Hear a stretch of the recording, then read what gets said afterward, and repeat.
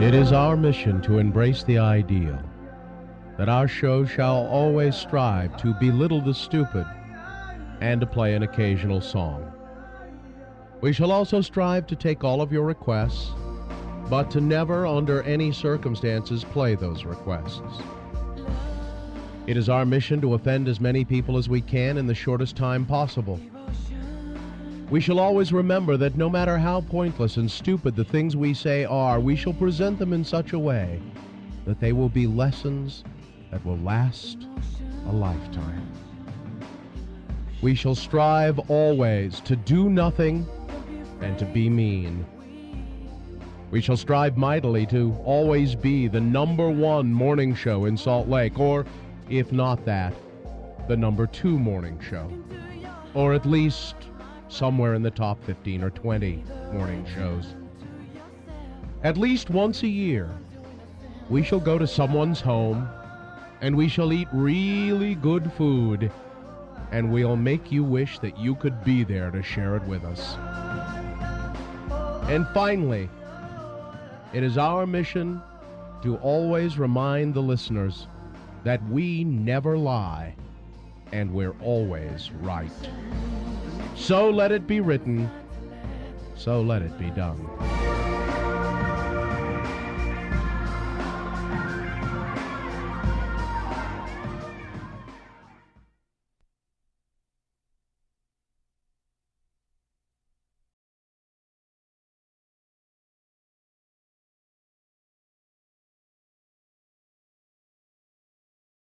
Usual gang of misfits and dope addicts are here. That is a damn great song. It really is. Great song. They should have just left it there. I don't know. I mean, it's no Ranking Roger. I can't remember a Ranking Roger song. Can you? We played a couple. I know we did. I mean, Can't remember which So ones. Dave Wakeling and English Beat, Yeah, and they're coming to town. Is that right? on Monday. So on this day on Monday. the complex. Well, on this day, Yeah. in the mail came this. Oh. A brand new English beat song. Brand new. Yeah. Because the band's been around forever. Yeah. They formed in 19. So, yeah, look it up. But this new one is called You're Stuck. Okay. And they sent it to us. Oh, on a CD. Yeah. So on this day, I played a good English beat song.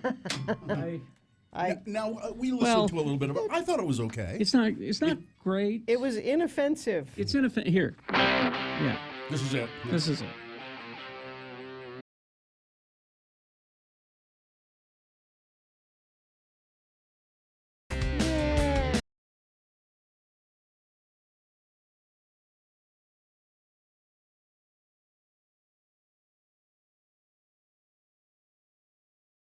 Hook that never came. Can you go into it?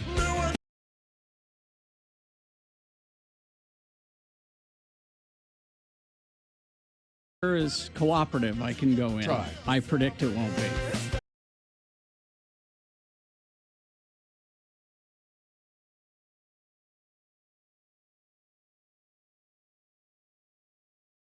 That was the hook. It just doesn't beat you over the head with the hook. You didn't pick up on it.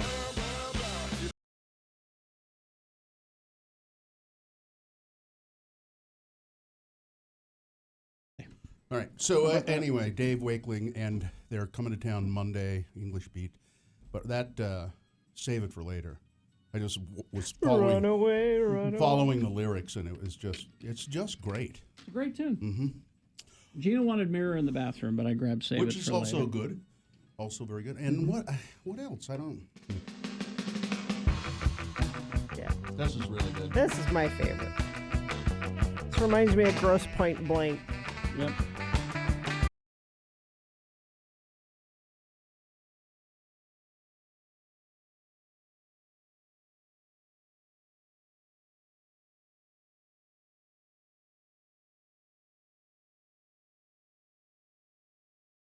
Very first day, and I'm superstitious enough that I thought, if that crack has always been there, I don't want to replace it. Where's the hook that and mirror in the weird? bathroom, by the way? Where's the hook in that song? Oh, this one's good too. I Oh, confess. this is. Where's the hook in? There's where's the- lousy with hooks. Where's in the these. Where's the hook and mirror in the bathroom? Ah, this is good. I confess I've ruined 3 lives. Don't slip so tight. Hey, you young kids in the producer's booth don't appreciate this music. You like this song? You like this? They don't know this stuff. I've seen English Beat, 3 times, I think. I have never seen it. Yeah. I was just tweeting out a picture of me and Dave Wakeling and Terry Nunn that I took like a month and a half ago. Terry Nunn? Yeah, from Berlin. Oh, yeah. You don't No, appreciate she's either American. of them. She's American. From the band Berlin, Bill.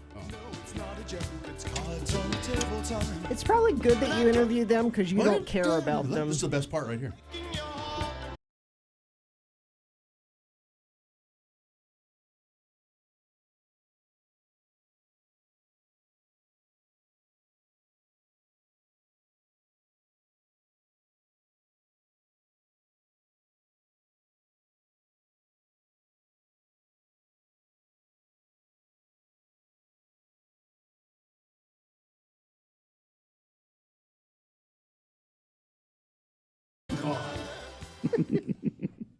Ruin everything. It's jazzy. We're doing It's, we're doing you kids a favor by giving you it's a- some English beats. It's got that little skiffle Yeah, it's kind a of ska beat, skiffle ska, yeah. but then it does something else on top of it, which is really nice. Anyway, we had to probably officially begin Yeah, the we show need coming to. up. We've got oh jeez, What? with check-ins, are we gonna?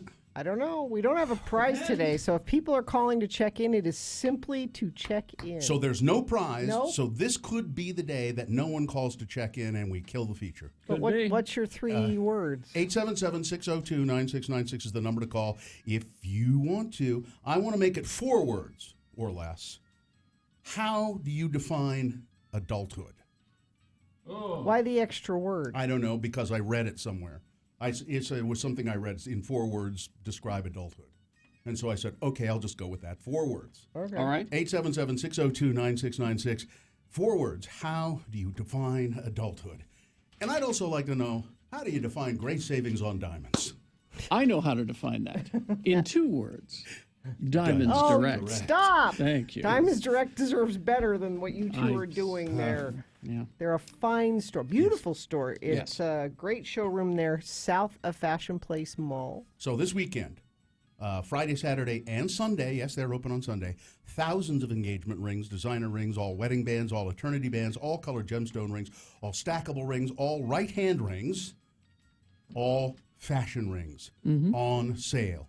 It's the largest ring sale they've ever had at Diamonds Direct. This weekend, you'll get the best price of the year on every... You were right yesterday. I said almost... You were right, Jeana. It says here every ring. I told you, it's the every store. ring. Every ring. Yeah, extra discounts, extra amazing. savings, special financing up to 48 months. This is the weekend of the year to buy a ring at Diamonds Direct. People will be coming from all over the place to do this because if they know anything at all about Diamonds Direct, this is the most amazing sale of the year. So take advantage of it this weekend, Friday, Saturday, and Sunday. They're at 6400 South, right across from the Fashion Place Mall.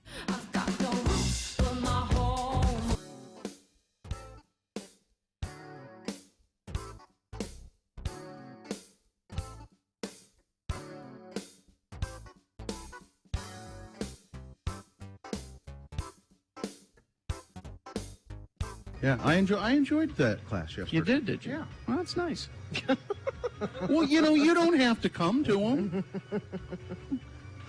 Why would you think that I don't want to come? You're Carrie. I have because I am one of the kings of sarcasm. I note sarcasm in your voice. I don't know what you're talking about. He had a great I thought it was a time. grand waste of time. I'll Yes, be quite see? honest with you. All right? Because in those classes, there's maybe 5 kids who are actually interested in radio, and the rest of them are getting an easy credit. Carrie. So the first thing we do when we get to the class is we say, all right, first of all, who's here for an easy credit? And those people who raise their hand, leave. Go right now. We'll sign a form, whatever it takes. Just get out of here. You would deny a college student an easy credit? What kind of a Grinch are you? I'm not denying them an easy credit. If it were up to me, we would close down the college radio stations, but we don't. That's an easy credit. They can do that. Carry Just while I'm there, I don't want to deal with people who just don't want to be there. That's why I don't speak to schools. That's why I hate that stuff.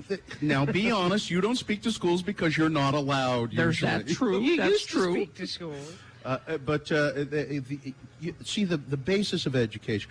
And by the way, the kids that want to be there, they just sit there like lumps anyway. No, there were a couple of them in the back talking. One who arrived 20 minutes late, and then he sat in the back talking with his buddy. rude. Oh, I didn't see that. When I- he came in late, I almost said to him, why are you bothering? Why don't you just leave? You know, and he's sitting in the back talking with one of his friends, and I'm like, You should have said something. I didn't notice that. I didn't either. I nearly did, but then he shut up because I started staring him down. If you can just touch one child. I don't That's need. all. Look, I don't want him touching any children. I don't. That's why he's not allowed. Well, I don't need to understand education. I'm not trying to take away their breeze through their, college degree. I'm there for an hour. That's all. 5 students who are interested, that's great. Everybody else take off. We'll sit and have a chat with 5 people. I'll touch those 5. That's good. all right. Especially that Heidi from yesterday. She was really cute. But anyway.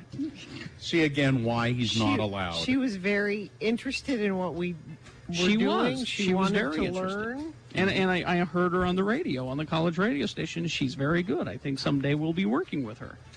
Maybe not now that you said that. No, I'm Not as I don't want to work with those guys. not her partner Pickle, of course, but It was Pickle and the turd bag. What was the other guy? Pickle, Turd, and Carl. Heidi, I think is what it was. Oh yeah, His Carl. name's Carl. Apparently we made Carl cry.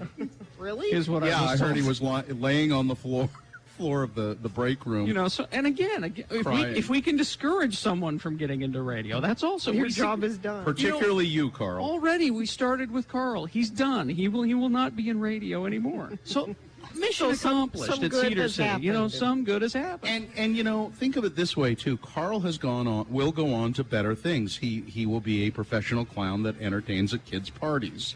That's what he'll be He'll good be the at. creepy clown with the Cro-Magnon brow is what he will be.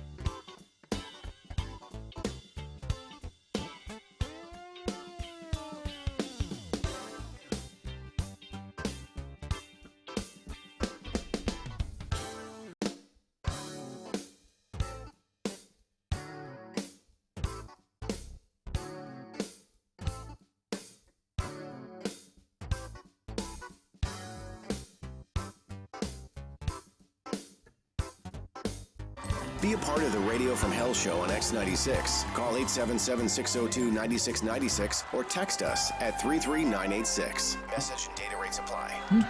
Now, do I see... Today could be the day. This may be the day that we kill the check-ins feature because no one is calling 877-602-9696. Don't say that we kill it. Friends of the program kill it by not calling in. So, so if you don't call in by the time we get through the official opening of the show, then we won't do check-ins anymore. And that'll be just fine and dandy with me. The 4 words, how do you define adulthood? And there are people texting it in. Yeah. That doesn't count. No. Doesn't count. All right, official beginning of the show, Jeana? Yes, brought to you by the delicious taste of barbecue. Without firing up the grill, head to your local Subway restaurant. Try the Applewood pulled pork for a limited time. It's barbecue season at Subway. Our good friend the moon is resting. It's really almost not worth talking about because you can't see it. It's 0.6% of full. We will have a new moon, sometime today, as a matter of fact. Is it today? Yeah. The new moon today. The moon will set today, but you can't see it anyway. 8:46 p.m. today being Thursday. It's the 12th day of July in the year of our Lord 2018. And this is North America's most animistic radio broadcast. It's the Radio from Hell show, starring the lords of morning radio, the sons of the soil, the oligarchs of the airwaves, the cucks of communication, Kerry Jackson, Bill Allred, hi, that's me, and Jeana Barberi right over there. And Richard Stedman is the producer of the Radio from Hell show. You can see a fine picture of him at, is it at RFH Richie? No, Richie T. Stedman. It's at Richie T. Stedman. Mm-hmm. Fine picture of him this morning with Dave Wakeling and Terry Nunn. Dylan Allred, no relation, producing video for the show, which you can see at x96.com/live. And is it Nick's your buddy, Nick's your pal? No, it's Festus. Festus. Good morning, Festus. All right. So let's see. Did anybody? We got one. Oh, one person ruined it for everybody? Monica. Oh, Monica, hold on while I tell you who's sponsoring your phone call. Yeah. Oh, wow. What? Monica, listen attentively. This is the sponsor for your phone call, 877-602-9696. And as soon as we're off the phone with you, we want you to rush out and patronize this sponsor. The Ogden Twilight Concert Series. There you go. Continuing tonight, July 17th with Grammy. What? No.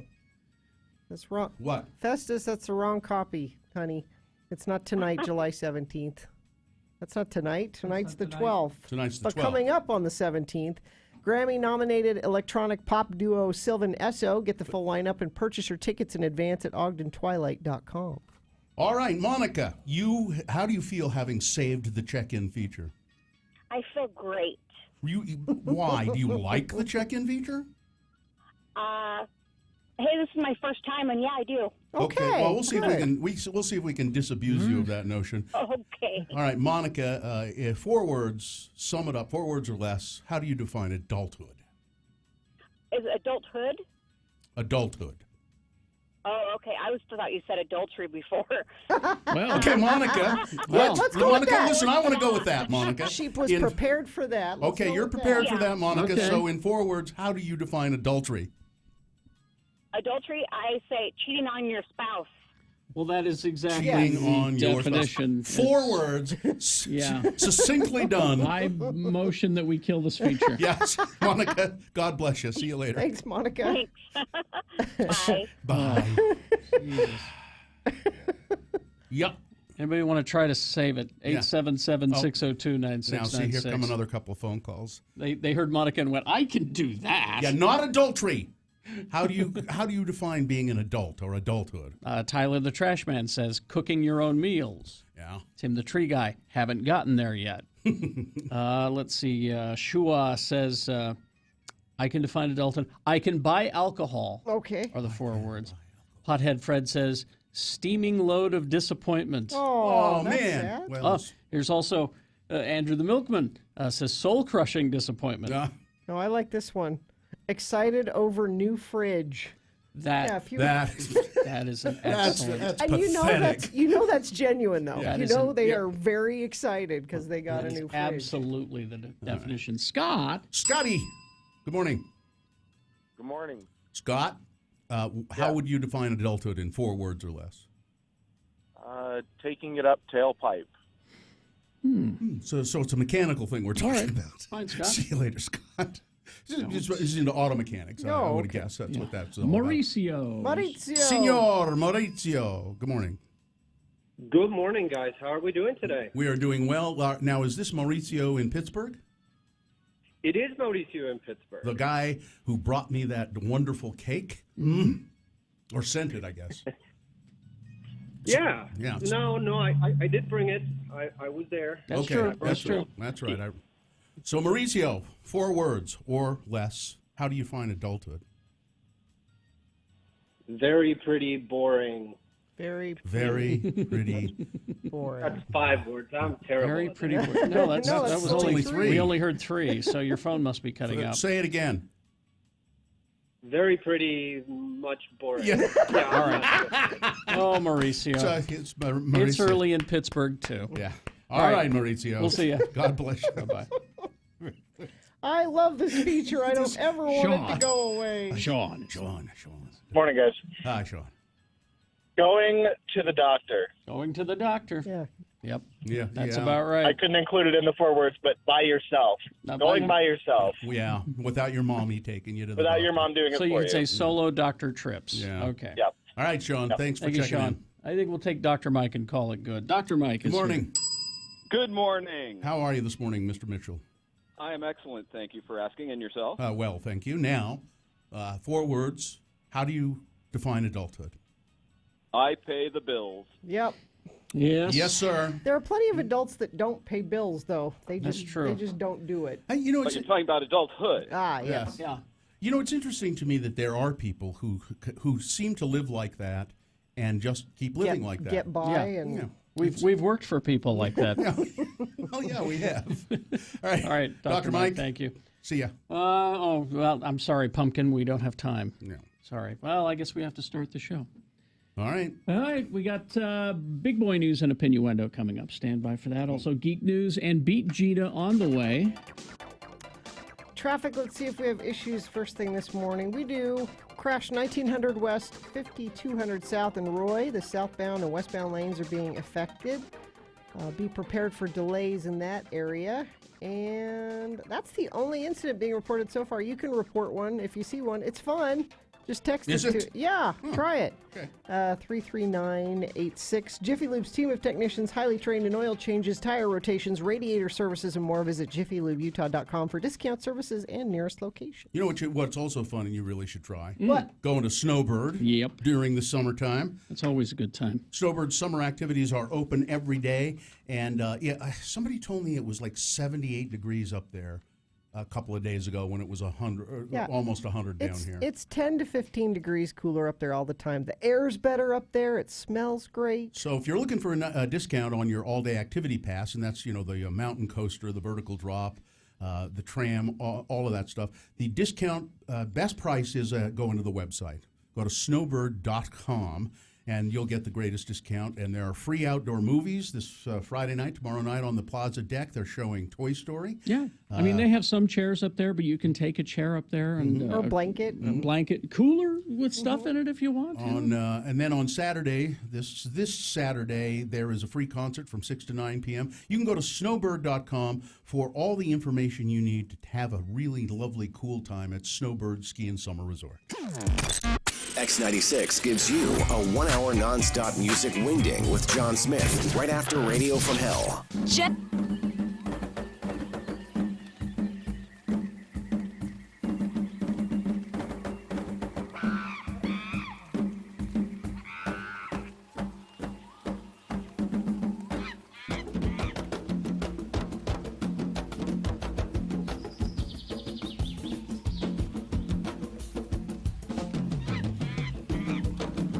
They cataloged 1,568 serials, released over 150 years, and then let people vote on which one is the best serial in history. In history. So not current cereal, just... The greatest serials of all time.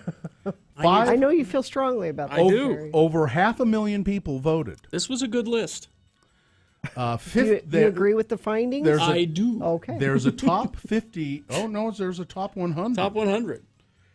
Number 100 at the very bottom got 2,229 votes. I don't know as I've ever even heard of Vanilla Crunch.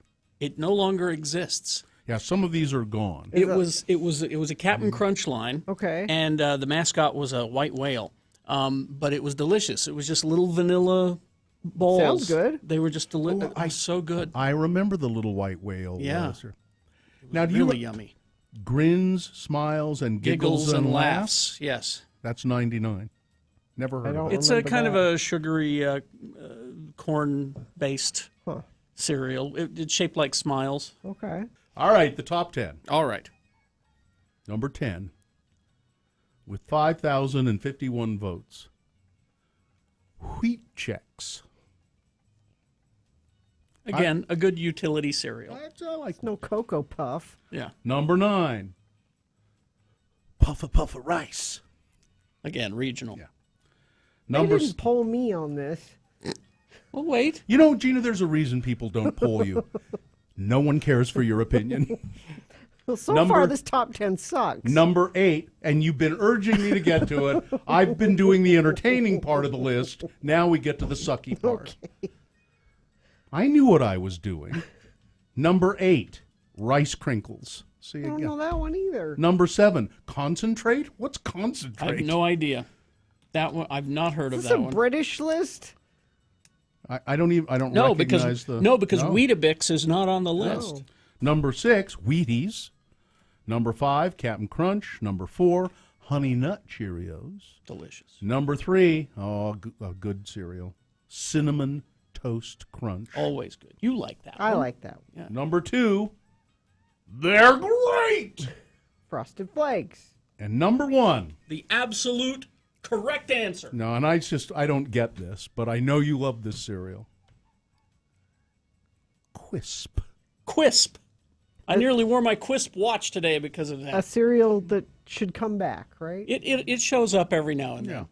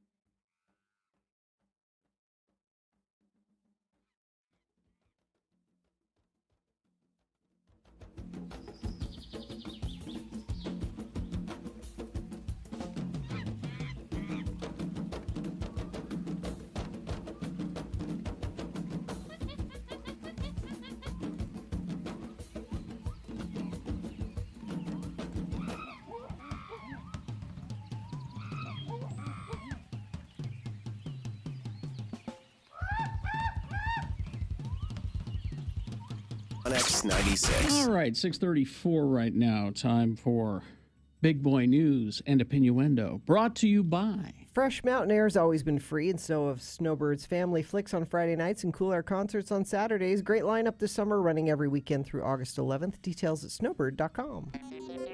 Well, Michael Jackson is in the news. Did he die again? No, Jeana, that's not possible. I don't know. I've seen movies. Yeah, but those are fictions, Gary. Okay. Those are fictions, you guys.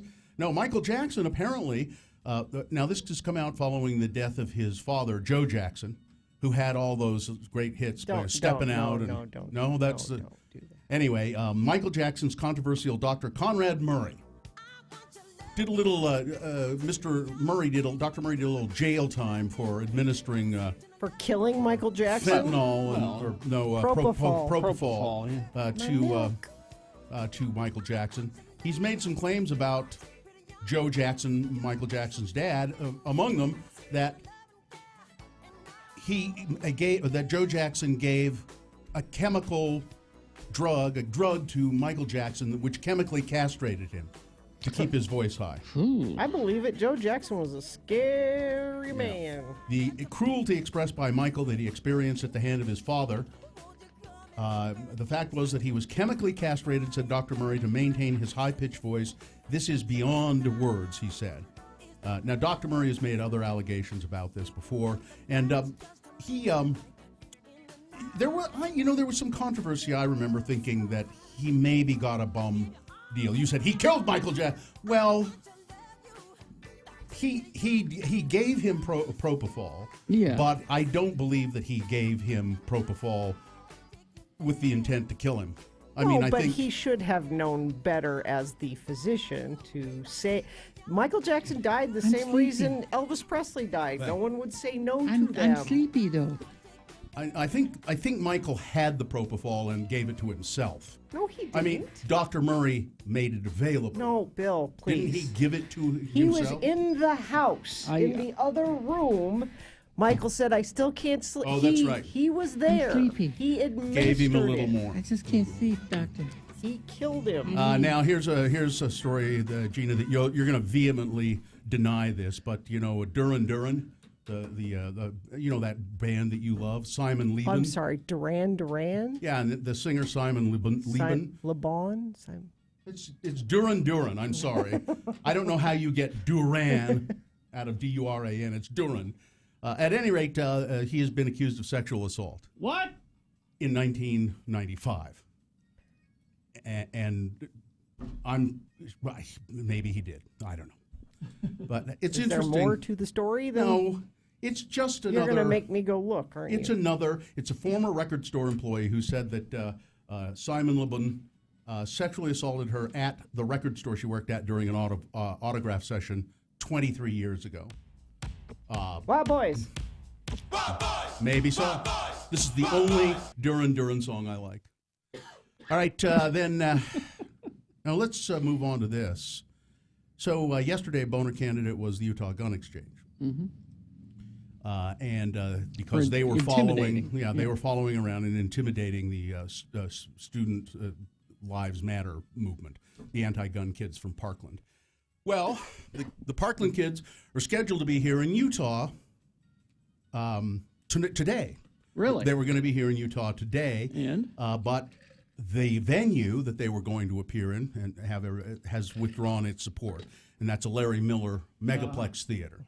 And the Larry Miller Megaplex Theater said, this has gotten too out of hand. We're afraid there's going to be trouble. Which means they've gotten threats. I would think. As they said, we're afraid there's going to be trouble, and so we're not going to let you have the theater for your rally. You can't have kids come talk about how they lost their friends due to gun violence. That's just kids wanting to talk about that. Now, the Utah Gun Exchange, owned in part by Brian Melchior, says, well, you know what? We have a huge warehouse. We would be happy to have those. We will host them if they'd like to come. And apparently, Utah Gun Exchange, Melchior and somebody else has sat down with David Hogg. Yeah, they all sat down. Of the Student Lives Matter, and apparently both sides said it was an okay discussion. It was not out of bounds. I think that's because the gun kids are being polite. Could be. And the gun guys are saying that because they don't want to look bad. Because these guys are extreme. Now I think it's up in the air. I have not heard. I don't know as they're coming here at all. They're on a kind of a tour of the country, and they're driving from place to place. David Hogg and some others from Parkland. I hope they're able to find some place here. And I don't know whether I haven't heard what they have said about the offer of the Utah Gun Exchange to have a rally at their warehouse. Well, diplomats are dumbfounded by President Donald Trump's barrage of acidic rhetoric at the annual summit in Brussels. Trump came out brawling in his first public comments, accusing NATO, the NATO ally Germany, of being a captive to Russia, calling members of the alliance delinquent in their defense spending, and insisting that they increase their financial contributions to NATO immediately.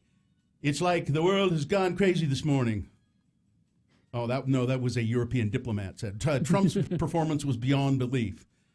His remarks set officials scrambling for answers. Now, Donald Trump, while I was getting ready this morning and working at home, had a news conference. And he said, no, everything's fine. Mm-hmm. We're friends. They've agreed that they will up their spending. Nope. Well, that's what he said. They've agreed that they're going to contribute more and not have the United States bear the burden of all the NATO funding. Not what Emmanuel Macron said after he heard Trump said that. He said, no, we've agreed to this increase a long time ago that's happening over time. Yeah. And if you see an increase in spending, it's something we agreed to way before Donald Trump ever got involved in any of this. But Donald Trump will take it like, see I went and now they're doing it. No, this has been in the works for a while. And now I'm listening to this news conference, and here are two things that he said that just floored me. In the middle of this news conference this morning, he said, I love Germany. My father was from Germany. Both of my parents from the European Union. They were from the European Union, even though the European Union treats us very badly. My parents were from the even though the European Union treats us very badly. Wrong. And he also, in the middle of this news conference about NATO spending, said for at least the third time, President Reagan didn't win the state of Wisconsin. One of the states that we won, Wisconsin, I didn't realize this until fairly recently. That was the one state that Ronald Reagan didn't win when he ran the board his second time. He didn't win Wisconsin. We won Wisconsin. What? He said apropos of nothing in this news conference this morning. This is at least the third time he has made this assertion, and it's not true. Ronald Reagan did win Wisconsin. Wisconsin has been firmly Republican for many, many, many years in presidential politics. But he'll say it. And that's all that matters. So I guess I just don't understand how you can not walk up to a Trump supporter and say, it's been proven that he lies about these things and never corrects them. Don't care. Well, but what do they say? I don't know because I haven't talked to them. What do they say to that? Well, let me tell you how often Barack Obama lies. No, that's not what we're talking about. Yeah, that's probably what they said. But Hillary Clinton. About her emails. Yeah. Utah's largest newspaper, the Salt Lake Tribune, has been mentioned by the website The Hill, which focuses on political issues in Washington. They were complimentary to the Tribune. The largest newspaper in Utah, they say, issued a scathing rebuke of the Trump administration's immigration policies in a new editorial on Tuesday. The Salt Lake Tribune editorial board compared the separation of immigrant families at the border to war crimes. Wrong. In a piece titled, "Our Treatment of Refugee Children is a National Disgrace." It can be hard for normal people to grasp that their own government and its individual agents, officers, and attorneys is involved in a heartless, brainless effort to visit so much deliberate cruelty upon asylum-seeking families. Way to go, Salt Lake Tribune. Typical liberal. Here's a story for you, Jeana. Mm-hmm. An ancient sarcophagus made of black granite was uncovered recently in the Sidi Gabar district of Alexandria, Egypt. I've seen this movie. Because the lid was sealed with mortar, experts believe the coffin has not been opened in 2,000 years. Don't do it! Don't Now, do that's it. very unusual because looters have picked through most of the tombs over the centuries and burial chambers. The size of this sarcophagus is also of particular significance. It measures 72.8 inches by 104.3 inches, and is the largest coffin ever found in Alexandria. The tomb, which is believed to date to the Ptolemaic period, roughly 305 to 30 BC, was found 16 feet below ground. Also found near the tomb was an alabaster bust, perhaps a depiction of a man whose body was buried in the coffin. The identity is unknown. The identity is unknown. I don't know exactly why they haven't opened it yet. I think they'll X-ray it first. It's marble. Oh. It's a black picture of it right there. X96.com/live. It is a black marble. I don't know if I say open it. Yeah. Oh yeah. Things could not get worse. There might be. There might be gold in there. We have enough gold. No. Oh, get out of town. There's never enough gold. There's a curse. There'll be a curse. It could be filled with delicious Egyptian candy. The Road to Change, David Hogg Gun Kids, Saturday. Where? Is when they're scheduled to be here. They're going to come. Well, it's Saturday? always been Saturday. Oh, I thought it was today. According to their Facebook page, it's Saturday. Does it say where though? Well, not at the Megaplex. But they'll be here somewhere. They're not going to skip. They're Utah. planned to be here Saturday, but where we don't know yet. So. All right. Sports weather traffic. Yes.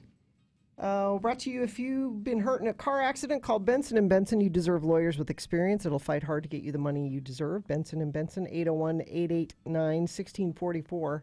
So it's impossible to avoid hearing about a sporting event as big as the World Cup. Yeah. Is that going on? I hadn't heard.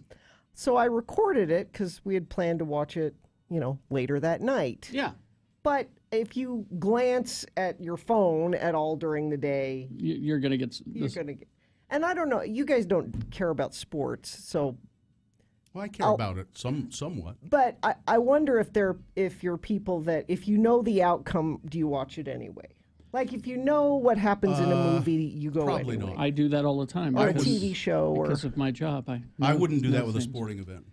But so I found out way early on that Croatia beat England. What? I hadn't heard that. But we all decided we were going to watch it anyway because everybody was saying it was a great game. And so we're waiting for my husband to get home to watch it. Mm-hmm. And by the time he gets home and everybody's ready to watch, it's 9:30. And so we sit down to watch it. And you already know who's won, so why do you sit down to watch it instead of just going to bed? Because it's still entertaining. However, this is a game that went into extra time. Oh. So regular soccer game is 90 minutes. And that's 90 minutes. That's no commercials. That's nothing. It's just 90 minutes of soccer.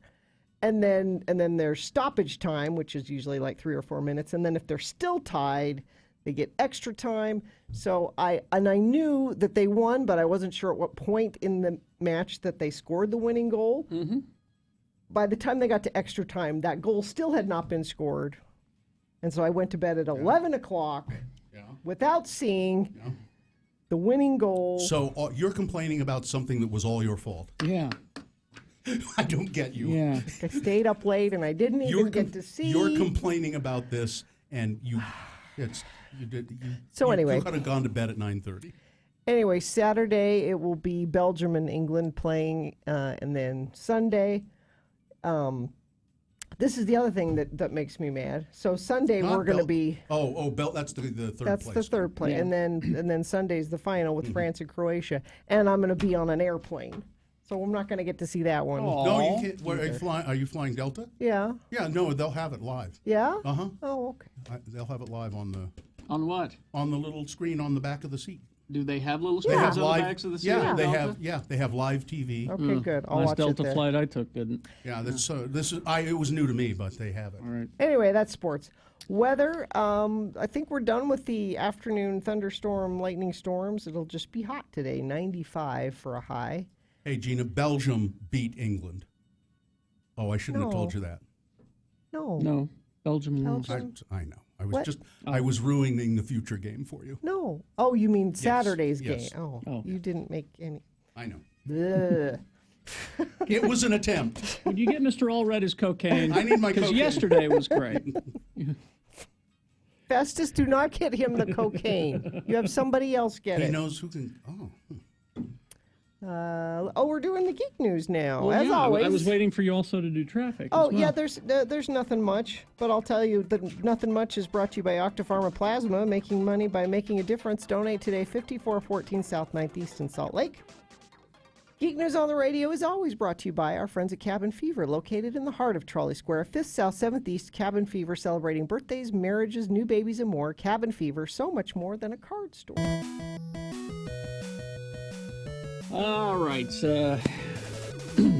There's so much to get to, which is odd that there is so much to get to. And maybe I should hold on to some of it, because you see, next week is San Diego Comic-Con. And usually there's like nothing in Geek News for the first 2 weeks before. Because they want to do the big announcements there. Yeah. But I've got a ton of stuff. Okay. I'm wondering if I should hang on to some of it. Well, we'll see. Here's what we got so far. This has been announced. Neil Blomkamp, who did District 9, which is a terrific sci-fi movie. If you have not seen it, see it. He is on board to direct RoboCop Returns. Oh, okay. Normally, I would be against RoboCop Returns, but I think he could do something interesting. He'd be the perfect person to do it. Now, the script that they had was written by Ed Neumeyer and Michael Miner. They wrote the original first RoboCop. Are they 100 years old? Practically. But they wrote that, and now Tim Miller is rewriting and directing. Oh, wait, Neil, so he's directing? I read this wrong. Neil Blomkamp? Is he directing? I don't know. Well, this is confusing. Yeah, he is directing. Okay, the way this is written is very badly. So there you go. That's happening. You're going to get another RoboCop movie. They're not saying whether it's a direct sequel to the first one, whether they're going to acknowledge the others, or the TV series, or is this a reimagining? Or is it a restarting, a rebooting? Is Charlton Copley in it? I don't know, but it's called RoboCop Returns, so I'm assuming that it is a sequel. So there's that. Let's see. Oh, this is very interesting. This is going to be your new favorite television show. Remember I told you about Preacher and American Gods, and I said this is going to be your new favorite TV show? Right. I got your next one. Okay. Why the Last Man? Why? Letter Y. Okay. Why the Last Man? This is a comic book that is critically acclaimed. It's about the last surviving human with a Y chromosome. Oh. His name is Yorick Brown, and he has a capuchin monkey as a friend. Alas, poor Yorick. He is an escape artist as well. The series follows him after a mysterious plague has wiped out the male chromosome. And it's a great. It ran for 60 issues, and you can pick it up in a collection, a graphic novel. But it is going to be your new favorite television show, and they've made the casting now. It's going to be on FX. You've got Diane Lane, Barry Cogan from Dunkirk, Imogene Poots. I just like saying Imogene Poots. Lashana Lynch is in it. They've got the cast going. They're going forward, and it will be your new favorite television show on FX. I promise you. Okay. Let's see. We also have... this is very... Speaking of San Diego Comic-Con, I found this news story last week about how at San Diego Comic-Con on the 21st at the Horton Grand Theater... See, this is what I tell you. When you go to San Diego Comic-Con, don't go to the con. All the fun stuff happens around the con. And this is one of those things. There is going to be an extended cut of Deadpool 2 that has been in the works for some time. And I was very excited about this because, you go see it at 10 p.m. on the 21st if you're in San Diego. And I thought, well, I would like to see that. Well, you can. What do you mean? Because when they release Deadpool 2, they're going to include this extended cut of Deadpool 2. You can have it in your own home. Yeah. As part of its home entertainment release, Deadpool 2 is also unleashing an illustrated, not suitable for children's book version of the movie, 24 pages long. You've talked to a lot of illustrators, Carrie.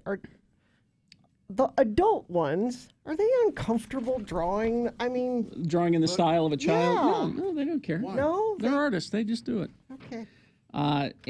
So this is all going to be available when this thing comes out for you on Blu-ray on the August 21st.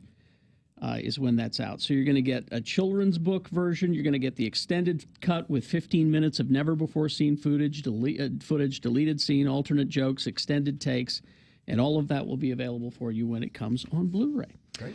All right, finally this. Oh, the Joaquin Phoenix Joker origin movie I told you about, it is a go. Okay. It is a go. So it was all contract talks last time I told you, but it is now a go. So Jared Leto upset? Jared Leto still got his Joker movie coming. Everybody, you get a Joker movie. I'm going to do a Everyone's Joker getting a movie. Joker movie. And finally this. Billy D. Williams will be reprising his role as Lando Calrissian. Smooth as ever. In Star Wars Episode 9. Yeah. I just hope that they've cast him in a role where he can remain seated. Oh, listen, Barry when he was in Jackson. town last, he was not healthy. That's all I'm saying. You're not going to have running, jumping action Lando. All I need is a chair and a can of malt liquor. That's all I need. Not a flying cape behind him. If you got a fan and some strings or something, yes, but he needs to remain seated. Anyway. Crash northbound I-15 just north of Center Street in Utah County. It's off to the right shoulder. And that's about it. I'm going to check our message stream because I just appreciate it when you let me know things you see and want to tell other friends of the program. 33986. There's nothing there yet. You should put something there.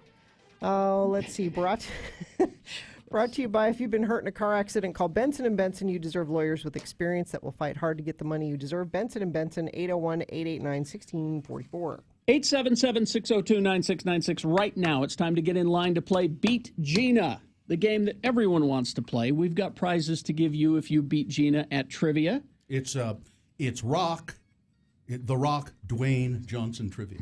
And it's Ogden Twilight tickets and Prohibition gift card for prize. So that's if you beat her at trivia, but you need a prize to give her if she beats you. Yeah. So 877-602-9696. Everest Collision Repair. Yeah, you get your car banged up. That's what you want to do is take it to Everest Collision Repair.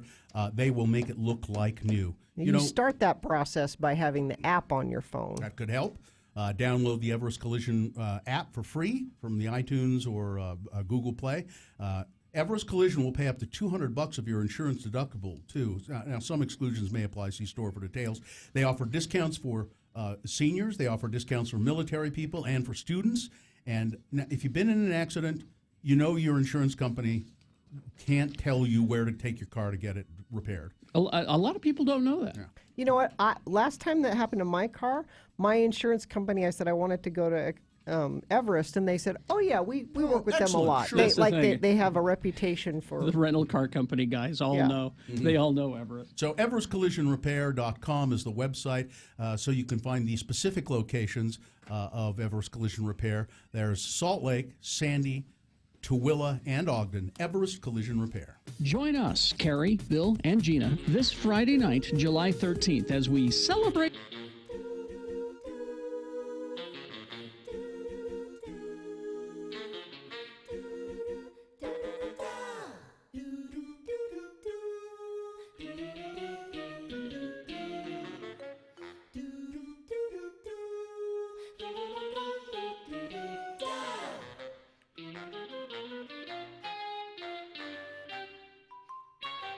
Somebody sent a picture, tweeted a picture of, I was talking earlier about my strange gum obsession when I was a little kid. Mm-hmm. And I liked to get under the tables at restaurants, and I would take gum from under the table, already chewed gum, and I would chew it. And I also liked the way the gum looked underneath the table, the restaurant table. It was pretty. It was kind of like a abstract art. And somebody sent a picture, Kara Jane Prower sent this picture of this gum wall. I've seen the gum wall. Well, and I was going to say, why didn't you bring this up? Because I remember you talking about this. It's in Portland. Like a whole alleyway Yeah. that's just covered in gum. Yeah. It just that I don't know how it started. Didn't occur to you to bring that up when we were talking about it before. No, I forgot about it Yeah. until she. Is the one? Is this it? Yeah. Yeah. And it's not. It is like an entire alleyway. It's cool looking. Yeah. You would love it. You Yeah. should make a pilgrimage. So this shows you why I thought that looked so cool Yeah. when I was a kid. I have an idea. Yeah. We get a picture frame, no picture, and we set it up somewhere, and every morning you put your gum there. Well, it's just the same kind of gum all Well, the time. then there's the challenge. You'll have Yeah. to switch oh up no, gums. I'm sorry. It's Seattle. It's not Seattle. Portland. Seattle? It's Seattle. Okay. Let's maybe we should have a gum. I think this is a good idea. Let's have a gum picture frame in here and invite guests when they come here if they're chewing gum, or let's just say anytime Richie invites a guest to come to the studio, say, and we'd like you to be chewing gum to add to our gum frame. Yeah. And we'll make a gum piece of gum art. Yeah, but then are you going to be tempted to? No, I'm over that. I'm over that obsession where He won't try to pull the gum off and eat it. No. But I think it'd be nice to have a piece of gum art. What color of gum is this? Not even aware. It's blue. Okay. So my contributions would be blue. Well, does it stay blue after you're done chewing it? Yeah. Okay. What kind of gum is it? Orbit? You like the Orbit. That 5 gum? Oh, 5. No, I only bought Orbit because it was at Costco. Yeah, that's why. And now they carry the 5 gum.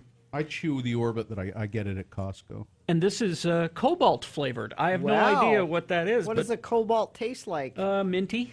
See, there's the gum I was chewing. That's earlier. kind It's kind of green, but pale, not really. pale green. Yeah. Pale green. Smells so good. All right, there you go. Gum fetishist. So is there some? We are kind of handy, Carrie. Maybe you could make the frame. I'm busy. Carrie's redoing his house. I'm busy with the basement thing.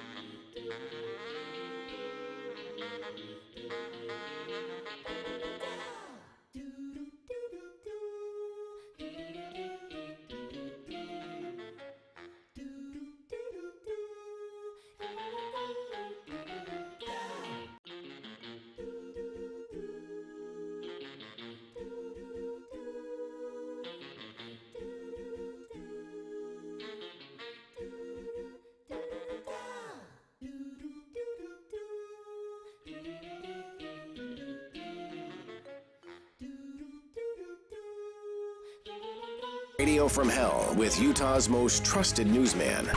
Trusted? I don't know. Bill Allred on X96. Yes, it is 7:05 right now, and I don't have the theme music ready. Oh, man. I'm sorry. Well, is it brought to you by anybody? Is it, Jeana? Well, keep it local with Kirkham's Outdoor Products. 74th anniversary sale featuring hundreds of excellent items for the great outdoors. Get 20% off coupon at kirkhams.com. And now it's time to play the game that everyone wants to play.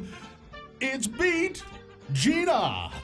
Beat Jeana with wonderful prizes in store for you if you beat her at 877-602-9696. Call in, tell us what your prize is if Jeana beats you. But you could win a Prohibition gift card. And remember, Thursday nights are always roaring at Prohibition with burlesque dancers and geeks that drink. Come see what everyone has been whispering about. Prohibition, located at Fashion Place Mall in Murray, next to Nordstrom. And that's not all. You may also win tickets to the Ogden Twilight Concert Series, happening now through August 9th at the Ogden Amphitheater. Don't miss Sylvan Esso and special guest Unknown Mortal Orchestra and Shamir on Tuesday, July 17th. Tickets are on sale now at ogdentwilight.com. Radio from Hell and John Smith will be hooking you up with a chance to win tickets to see Sylvan Esso on July 17th every day this week. Get the complete lineup and more details at x96.com. Back to you, Carrie. All right, we have two contestants. Okay. So maybe not everybody wants to play. Most people want to play. The game that two people want to play. Beat Jeana. Let's see. So here's how we pick our contestants, because you'll win those prizes that Johnny told you about if you beat Jeana at Dwayne The Rock Johnson trivia. But if she beats you, you need to give her a prize, and that's how we pick our contestants. So, Jeana, line one is offering you a box of Darla's Donuts. I don't know Darla's Donuts. Don't know. Made by Darla herself. Line three is offering you a $20 Megaplex gift card. So you could take the kids to the movies and give them popcorn and You stuff. know, we never got our last donuts that I was supposed to win. Yeah, what's up with that? Richie doesn't know. So if I go with Darla's Donuts, I expect Darla's Donuts to be delivered. So is that who you're Yes. picking? That is your choice? Yes. That means you will be playing against Amanda today. Hello, Amanda. Why isn't it Amanda's Donuts? Hello. Well, tell us about Darla's Donuts. Yeah, what's that? Darla's Donuts is this little place. It's just off 21st and Redwood. And I believe the woman that owns its name is Darla, and she makes fantastic donuts. All right, and then. if I beat you, you will bring some Darla's Donuts Okay. here. All right. Yes, because especially if you've never had Darla's Donuts, you have to have All right. Okay. Let's get to it then. Dwayne The Rock Johnson trivia, because his movie Skyscraper opens this weekend. All right. It's a multiple choice trivia. We take the first person to get 3 points wins the game.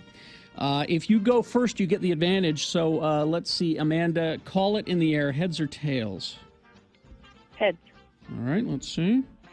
Coin Toss app says tails. I'm sorry, Jeana goes first.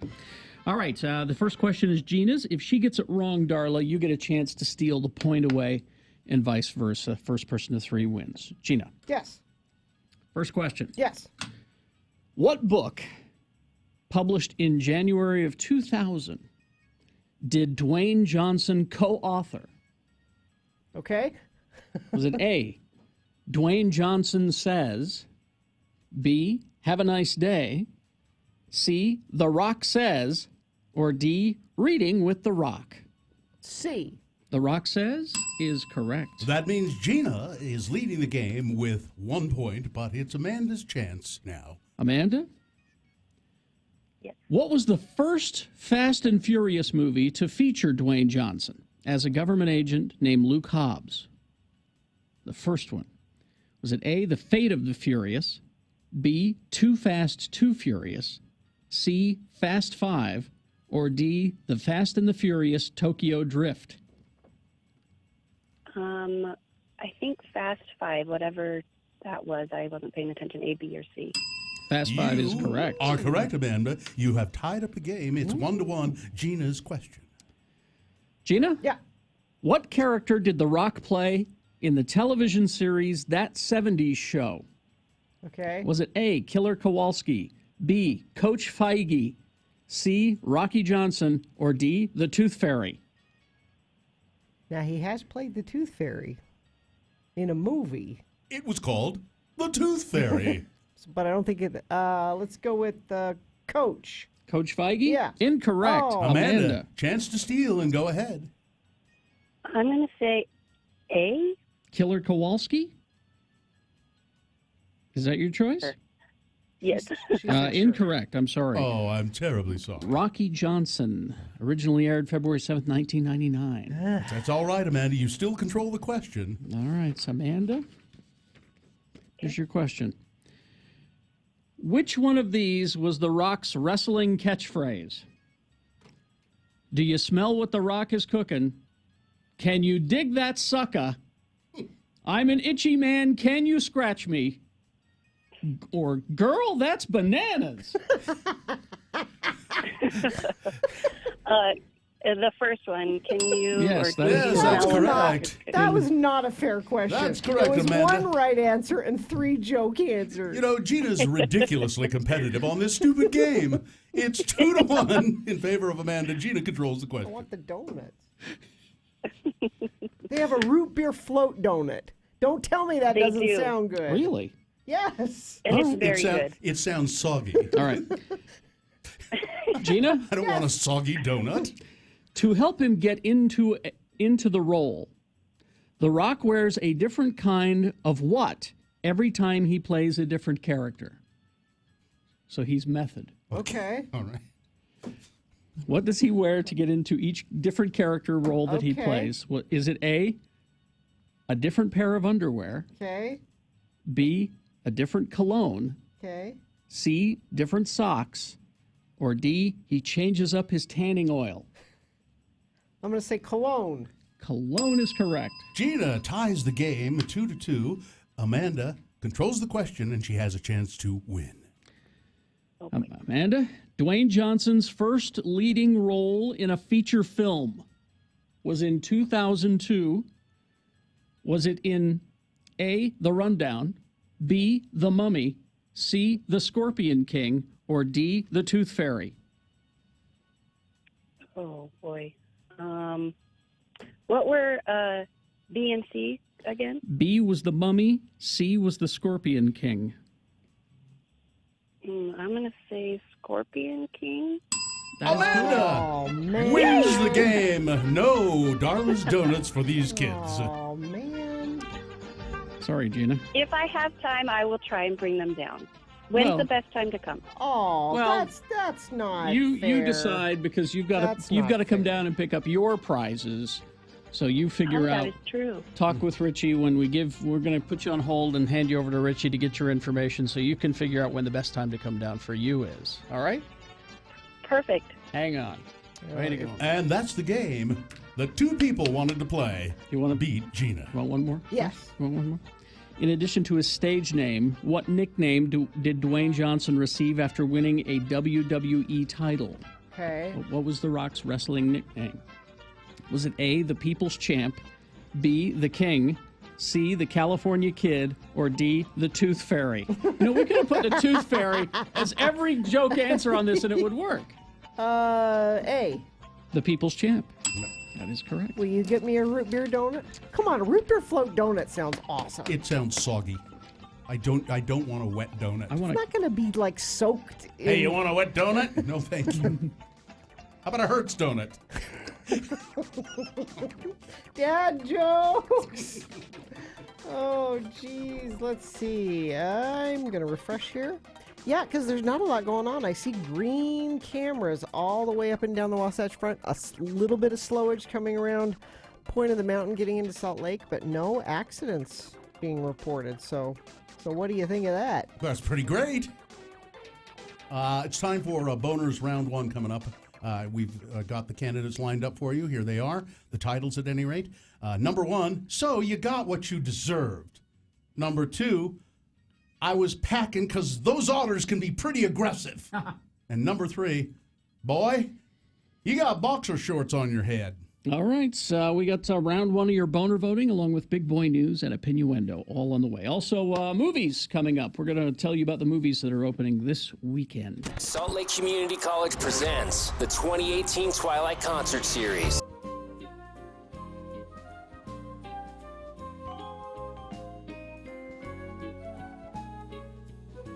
I was so angry. What? Saturday night. After I went to the Warped Tour, I went to a party, and I think it was about 10 o'clock at night. I get home, and I'm out. I was out on the sidewalk. It's not important why. 10 o'clock, out on the sidewalk, and what do I see coming across the street? A raccoon, and there's a lot of traffic, and he's coming right toward my house. Yeah.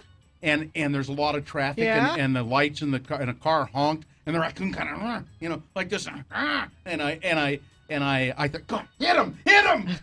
I was hoping the car had hit him, but it missed him. Yeah. And he came, and I'm standing 20 feet away from him. Yeah. And he came running, and he ran, and I started yelling at him, and he ran right up my tree, the one that's in my front yard. I have a gigantic, like Bill treed a coon. a 50-foot tree. Yeah, I treed a coon. I was yelling, you son of a... Get back here! Bill lives where the red fern grows. I was just so mad, and he ran up the damn tree, and they're everywhere. God. I think they've declared war on you. I think they have. Coming to get you. It's like birds have declared war on my wife. Raccoons. No kidding. Declared war on you. He stopped and growled at the car. I swear to God he did. High road. Get away! Shake his fist. Roadhog. Little birdie finger. One of his little bandit hands, Bird finger. Their hands are almost human, They have them, But ran right up the tree in front of my house. God, that made me What are mad. you going to do? Did your wife lock you out again? You sleep on the porch. Was it one of those? No. No? Oh, why I was on the Why Yeah. you were out on the front porch? I was taking the night air. He's farting. Taking in the night air. He's out farting. Yeah. I'll be back in a while, honey. I gotta go take the night air. He's right, isn't he? No, Taking the night wind. No. Is what it is. No, I wasn't. There's a breeze. Let me just put it that way. Man, I live in the city. I don't You need shouldn't have- this no, crap. You have to move to the country to get away from the No coons. kidding. It just drives me crazy. I tell you, we haven't had any raccoon problems since Van's dog, Chase, killed one in the Yeah. backyard. And ever since then, They know. they're gone. I believe that when I start trap, I should go home and set up a trap, and Yeah. because if I trap a couple of them, they kind of lay off for a while. Well, then that means you have to keep trapping them. I know. Got to send a message. I know. I got the trap there. I just haven't. I'll set it, and Brian will come and get him. I want reliable people who aren't going to get carried away. This is years you've been dealing with I this. just hate it. Got to send a message to the coon community. I haven't seen one of the cats for quite a while. The Rush or G. Gordon, you mean? one. Yeah, Rush is. I haven't seen Rush for a week. Baby Rush is finally gone. Raccoon will kill a cat. I don't know. I know. They've been coexisting for a while. Well, no, I mean one of the Rush has been injured by the raccoon. I assume it's the raccoons. Before I've taken him to the vet a couple of times with injuries. It just drives me crazy. Well, got to kill one. Got to kill one. Send a message. Spill blood. Well, it's just sprinkle raccoon blood on the threshold. Well, where are you going to get that raccoon blood, huh? From a raccoon, I guess. You got to bleed one. Can't you buy it at Sportsman's Warehouse? No, that's urine, and that will attract them. I'm sorry. Man.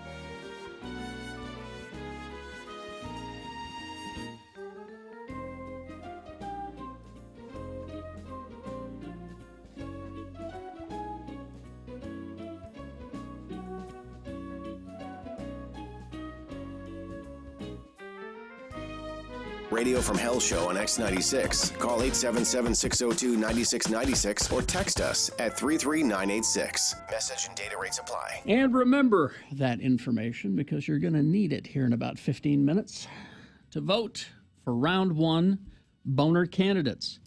Presenting to you now 3 news stories that are examples of bad, stupid, or funny human behavior. You've got to decide of these 3, which one is the worst, which one deserves to go forward to Boehner fight and get a chance, a 50-50 chance at this point to become Boehner of the day. I'll give you 2 candidates now, a third after the news, and once you've heard all 3, then you will vote. Remember, we have round 1 here, round 2 at 8:20 with 3 more candidates and another chance to vote and pick a contender there. Then we take the 2 winners and put them into Boehner fight at 9:20. That's when Boehner of the day is decided. So 2 candidates now, a third after the news. Once you've heard all 3, then you'll vote. One of you lucky random Boehner voters will receive a gift card to go see our friends at Gracie's. Here's Boehner candidate number 1. So you got what you deserved. An Instagram model from California. Please, Bill, an influencer. Had a Jaws-worthy moment in the Bahamas where she was bitten by a shark and dragged underwater after deciding to swim with sharks. Katrina Zarutsky, 19 years old, vacationing in the Exuma Islands with her boyfriend and his family when she heard from locals that swimming with nurse sharks was fun and safe. My boyfriend's family was freaking out when I went to swim with the sharks, and I was like, oh, it's fine, Zarutsky told the news outlet. She said she got after a few minutes of posing, someone on the pier encouraged her to lie on her back and float in the water, which she did. It's fine. They're fine. There's sharks all underneath me, but it's fine. At this point, people were starting to take photos as I lay back in the water, Zarutsky said. Photos of me because I'm an attractive model in a blue bikini. And there are sharks right below me, which you can clearly see in the water. Lots of them. Her boyfriend's father, who was taking pictures, captured the frightening moment when the 5-foot-long shark decided to just give her a taste. He had my wrist in his mouth, and I could feel his teeth sinking into my arms. I was pulled underwater for a few seconds, then ripped my wrist out of the shark's mouth as fast as I could. At that point, my body had so much adrenaline going, I just had to get out of the situation, but I stayed calm. I mean, I think if I was screaming and flailing about in the water, I might have been bitten more, but no, I was calm, and I got out. She has huge bite marks on her arm. She had to get stitches. So you got what you deserved, you dope. We got a picture of her bite mark. If you go to x96.com/live, it looks painful, but you got in the water with sharks. I don't feel sorry for you. Here's Boehner candidate number 2. I was packing because otters can be pretty aggressive. Draper police will ask the Salt Lake County District Attorney to review the case of a woman who left a loaded handgun in the bathroom at the Loveland Living Planet Aquarium. Thursday afternoon, another woman, a different woman, found the gun in a bathroom stall. Quote, the circumstances and that children could be at further risk, we decided it would be appropriate to at least have the district attorney's office look at this case, said Draper Police Sergeant Scott Adams. Police told Fox 13 that the woman who owns the gun has identified herself and she has a valid concealed carry permit. So responsible gun owner. Yeah, she was very, very apologetic, of course. Police will maintain possession of the gun as evidence until the DA Sim Gill, decides whether to do anything with the case. A mother who was at the aquarium was headed into the restroom, and another woman alerted her to the gun. I looked behind her, and I saw it there, perched right up on a ledge. Crystal Munt was spending the day at the aquarium with her 2 little kids. The aquarium released a statement saying the Draper police are handling this, and the aquarium has a no weapons policy. Yeah. Well, I'm a responsible gun owner. However, Utah law allows that people with concealed carry permits can carry guns there anyway. Yeah. And, you want to take your gun to the aquarium because those otters can get pretty aggressive. Yes. And we keep hearing about responsible gun owners because, she has a concealed carry. She's gone through the class. She must be responsible. She knows better. But you know what? A lot of gun owners treat their guns like a cell phone. It's just there, Boehner candidate. And they're not. They need to be treated with respect. Boehner candidate number 2. I was packing because those otters can get pretty aggressive. All right. Coming up in a moment, number 3. Boy, you got some boxer shorts on your head. Boehner candidate number 3 for round 1. Coming up after this, big boy news and opinioendo brought to you by. Come see what's new at Del Taco, like the new $1 chicken quesadilla snacker. It's loaded, with freshly grilled chicken, hand-grated cheddar cheese. What? I'm going to cough here in just a second. Del Taco, fresh Mexican grill. Price and participation may vary. Get this woman a taco.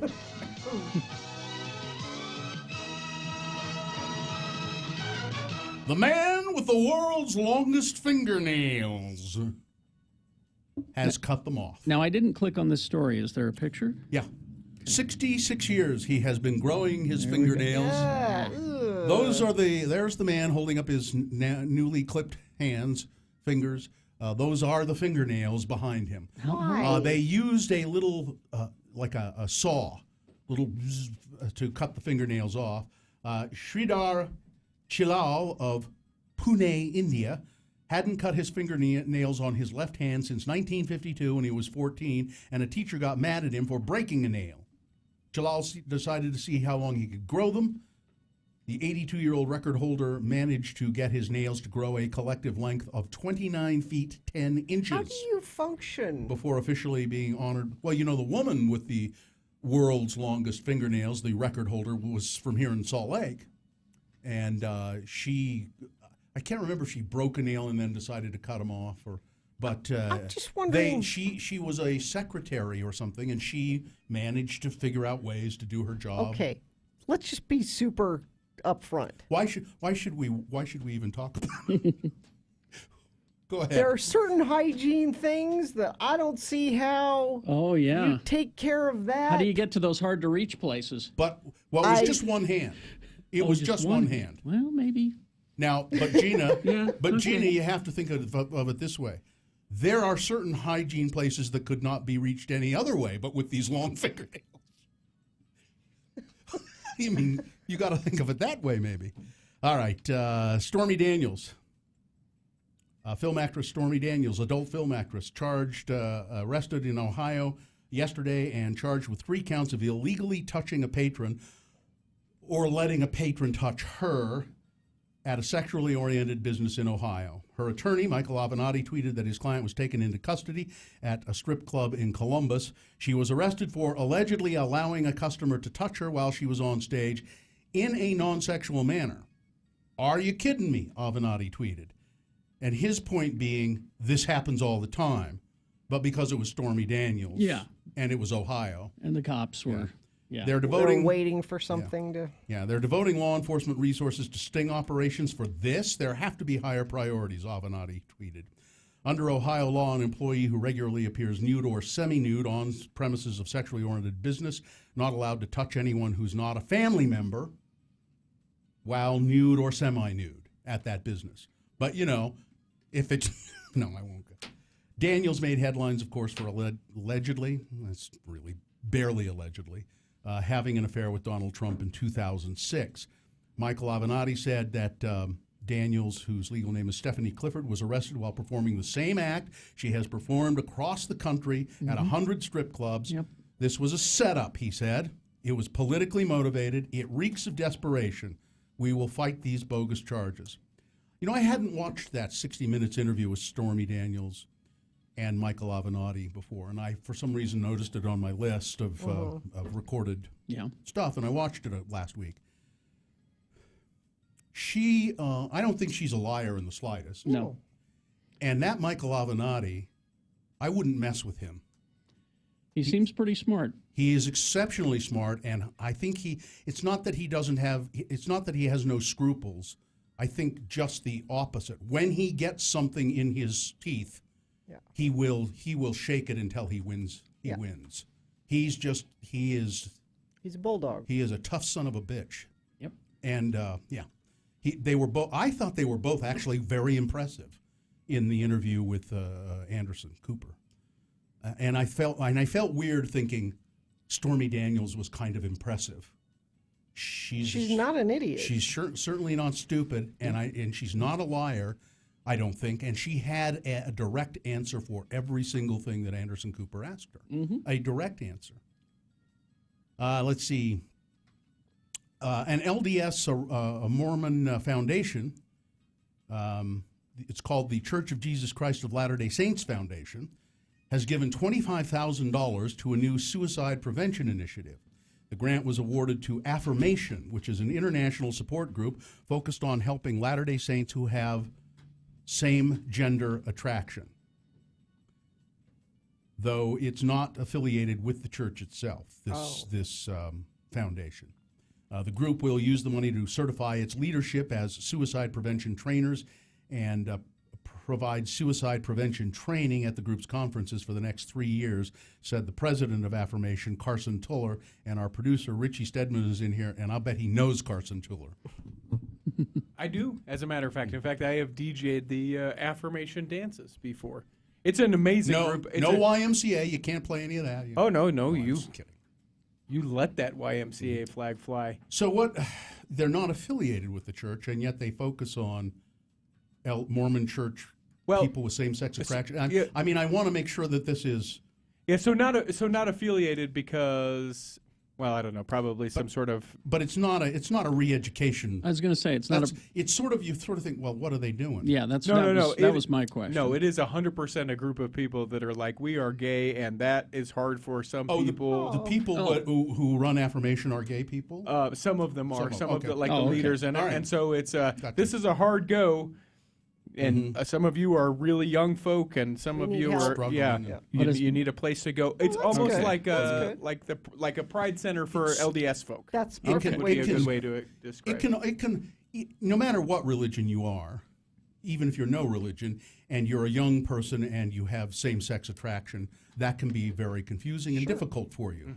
But I would assume Mormon kids have an extra layer of problems because of that. You know what I mean? So that's why I think that's a good thing. Yeah, it's a great way for them to get together with other people in their same situation and be able to talk about it. And some of those kids can really be outcasts, and so they have the conference that you're talking about, the Affirmation that happens in the summertime, where they can get together and go, wait a minute, we go to the same church, and you are like me, and we're here together. That's great.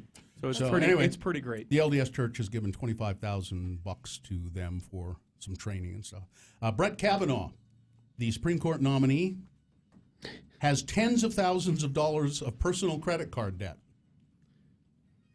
mounting over the last 10 years or so. Sometimes as much as $200,000 in credit card debt, according to financial disclosure forms. And the reason? He likes baseball. Or so they say. Are you suspicious? Are you suspicious here? I don't think anybody likes a losing team that much, do they? They said Kavanaugh incurred that much debt by buying Washington Nationals season tickets for himself and for friends. Noting, this is White House spokesman Raj Shah said that some of the expenses were also used for unspecified home improvements. That makes more sense. The judge had between $60,000 and $200,000 debt stretched between 3 credit cards and a personal loan in 2016, but all were paid off in full or had balances below reporting requirements by the following year. Ladies, you can trust him with your uterus. Brett. I don't trust my uterus to somebody named Brett. So Donald Trump says that NATO has agreed to spending increases because he went in there and he was tough. No. He said that other NATO countries had agreed to significant increases in military spending in response to his demands. But a short time later, Mr. Macron, the French president, said, no, we have simply agreed to keep previous commitments to increase military spending. This is something we have said we would do before this meeting ever happened. A communique was issued yesterday, Mr. Macron said. This communique is clear. It reaffirms the 2% by 2024 commitments. Then the 2% is these countries have agreed to pay into NATO 2% of their gross domestic product. Which they agreed to a long time ago. Months ago. Trump has insisted, though, that NATO countries meet that 2% threshold right away. The additional money that they're willing to put up has really been amazing, Trump said. Yesterday, I let him know that I was unhappy, and that was what was happening, and they have substantially upped their commitment. And, you know, I'm a very stable genius. Wrong.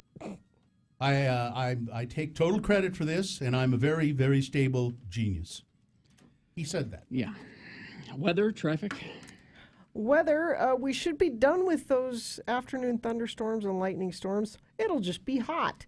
95 for a high. And traffic. I-80 westbound is closed at Lake Point in Tooele County. All traffic forced off the freeway due to a vehicle fire with a possible hazmat situation involved. Crash southbound Washington Boulevard, 30th Street in Ogden. Both southbound and eastbound lanes are blocked. Find alternate routes there. I'm going to check our message stream quickly. Nope, nobody sent anything in there. Celebrate Cider Friday, July 13th at the Garten. Mountain West Hard Cider featuring beer, cider, food, live music, and more. All ages and dogs are welcome. I'm bringing Riley the Wonder Dog. We'll all be there. The Garten is located at 417 North, 400 West. Details at x96.com. Boner candidate number 3. Boy, you got boxer shorts on your head. Police in Texas, looking for a man who broke into an office while trying to disguise himself by wearing underwear on his head. The suspect had a pair of blue boxer briefs. There he is, x96.com/live. Well, I can't tell who he is. I think it's a great disguise. On his head, but not enough to completely hide his face. He burglarized Enchanted Rock and Landscape Supplies in Leander, Texas. It wasn't immediately clear if he searched through all of the office drawers. The local police department posted surveillance video of the break-in to Facebook, in which the man is seen climbing through a window with what appears to be a flashlight in his mouth before walking up to the security camera and apparently disabling it. Boner candidate, good Lord. Boner candidate number 3. Boy, you got boxer shorts on your head. All right, let's review the first 2 and vote. Boner candidate number 1. So you got what you deserved. I'm an Instagram model, and I'm pretty, and I'm going to float in the water, and there are sharks right underneath me. It's going to be such a great Instagram. And the shark bit her, and she got what she deserved. Boner candidate number 2. Listen, I was packing because those otters can be pretty aggressive. A woman left a loaded gun in the bathroom at the Loveland Living Planet Aquarium. And boner candidate number 3, boy, you got boxer shorts on your head. All right, let's go. Let's vote. This is round 1. You've got to decide of these 3 candidates, which one is the worst? Which one deserves to go forward to boner fight to get that chance to become boner of the day? So pick your contender now for round 1. Then we will ask you to do it again at 8:20 with round 2. 3 more candidates, 3 different ones. Then we'll take the winners of both rounds, throw them into the Boner Dome. Boner fight happens at 9:20. That's when you decide boner of the day. All right, here we go. Round 1. Candidate you want to win, 1, 2, or 3. Remember the number. Put that number in the message of a text and text that to 33986. Or you can call 877-602-9696. The producer's booth will take your vote. Or go to x96.com and look for the box that says Boner Voting July 12 and vote there. You've only got 4.5 minutes, so let's go. It's round 1. Stay tuned for a 1-hour nonstop music wingding right after Radio from Hell on X96.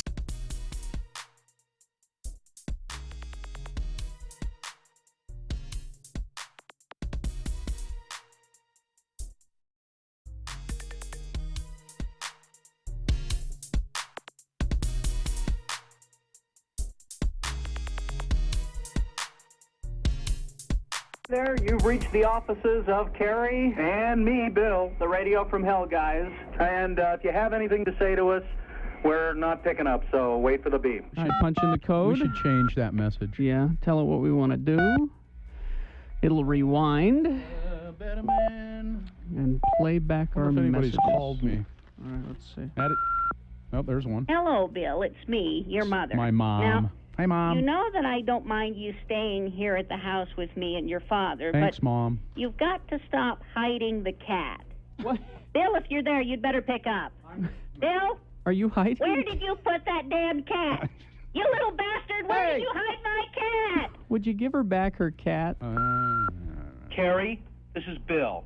And because you refuse to talk with any of your family or friends about this, don't they've listen to asked this one. me to be their spokesman. Well, and because you won't talk to me about it face to face, I'll do it here on the answer What? machine. I forgot Carrie, this. please, don't have the surgery. Oh, come on. Think about it. We're not talking about something that's temporary. This is major surgery. Don't do Once you it. have this done, you can't go back to the way you were. It's nobody's forever. business Please, but mine. If you all won't right? listen to us, please talk to your therapist about it. I already don't have the surgery. Would you just Bye. look? This is I'm none of you sorry guys. that was on the air, but None of you guys' business. Hello?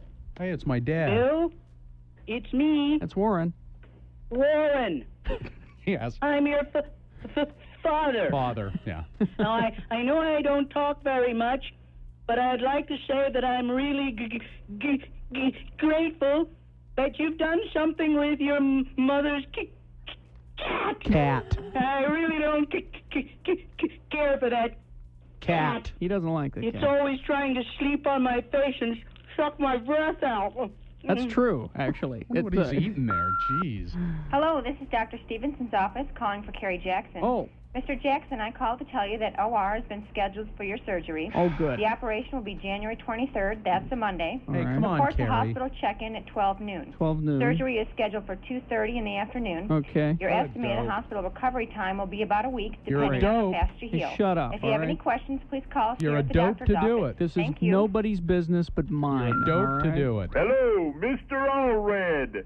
This is Bob Appleby, head of product research and development for the Loveco Cosmetics Company. Are you selling We'd co- like to thank you for the donation of the fine cat. Thanks to you and your generosity, we'll be able to test a new line of mascara that will at last be safe and non-toxic on human eyes. you gave the cat- As a token of our appreciation, we're sending you a year's What? supply of Loveco lipsticks in assorted colors and flavors. You gave Thanks again for your support. your mother's A cat? year's supply of lipstick. Cool. That's great. Harry, hi, this is Miss Miller, your psychiatrist. Oh. You missed your appointment yesterday, so I I know. wanted to call you and tell you I think you're making a big mistake. Told you. Do Look. not go through with the surgery. Look. Told ya. Look, I know your hero is Captain Kirk. I know how much you admire Captain Kirk. But for the love of God, having plastic surgery to make you look like Captain Kirk is psychotic. Told ya. Don't have the surgery. Told ya. You- Call me at the office as soon as you get this. Thanks. You people say... She's a paid professional. That's all the messages. I don't think we should do this again. I think you're right. For very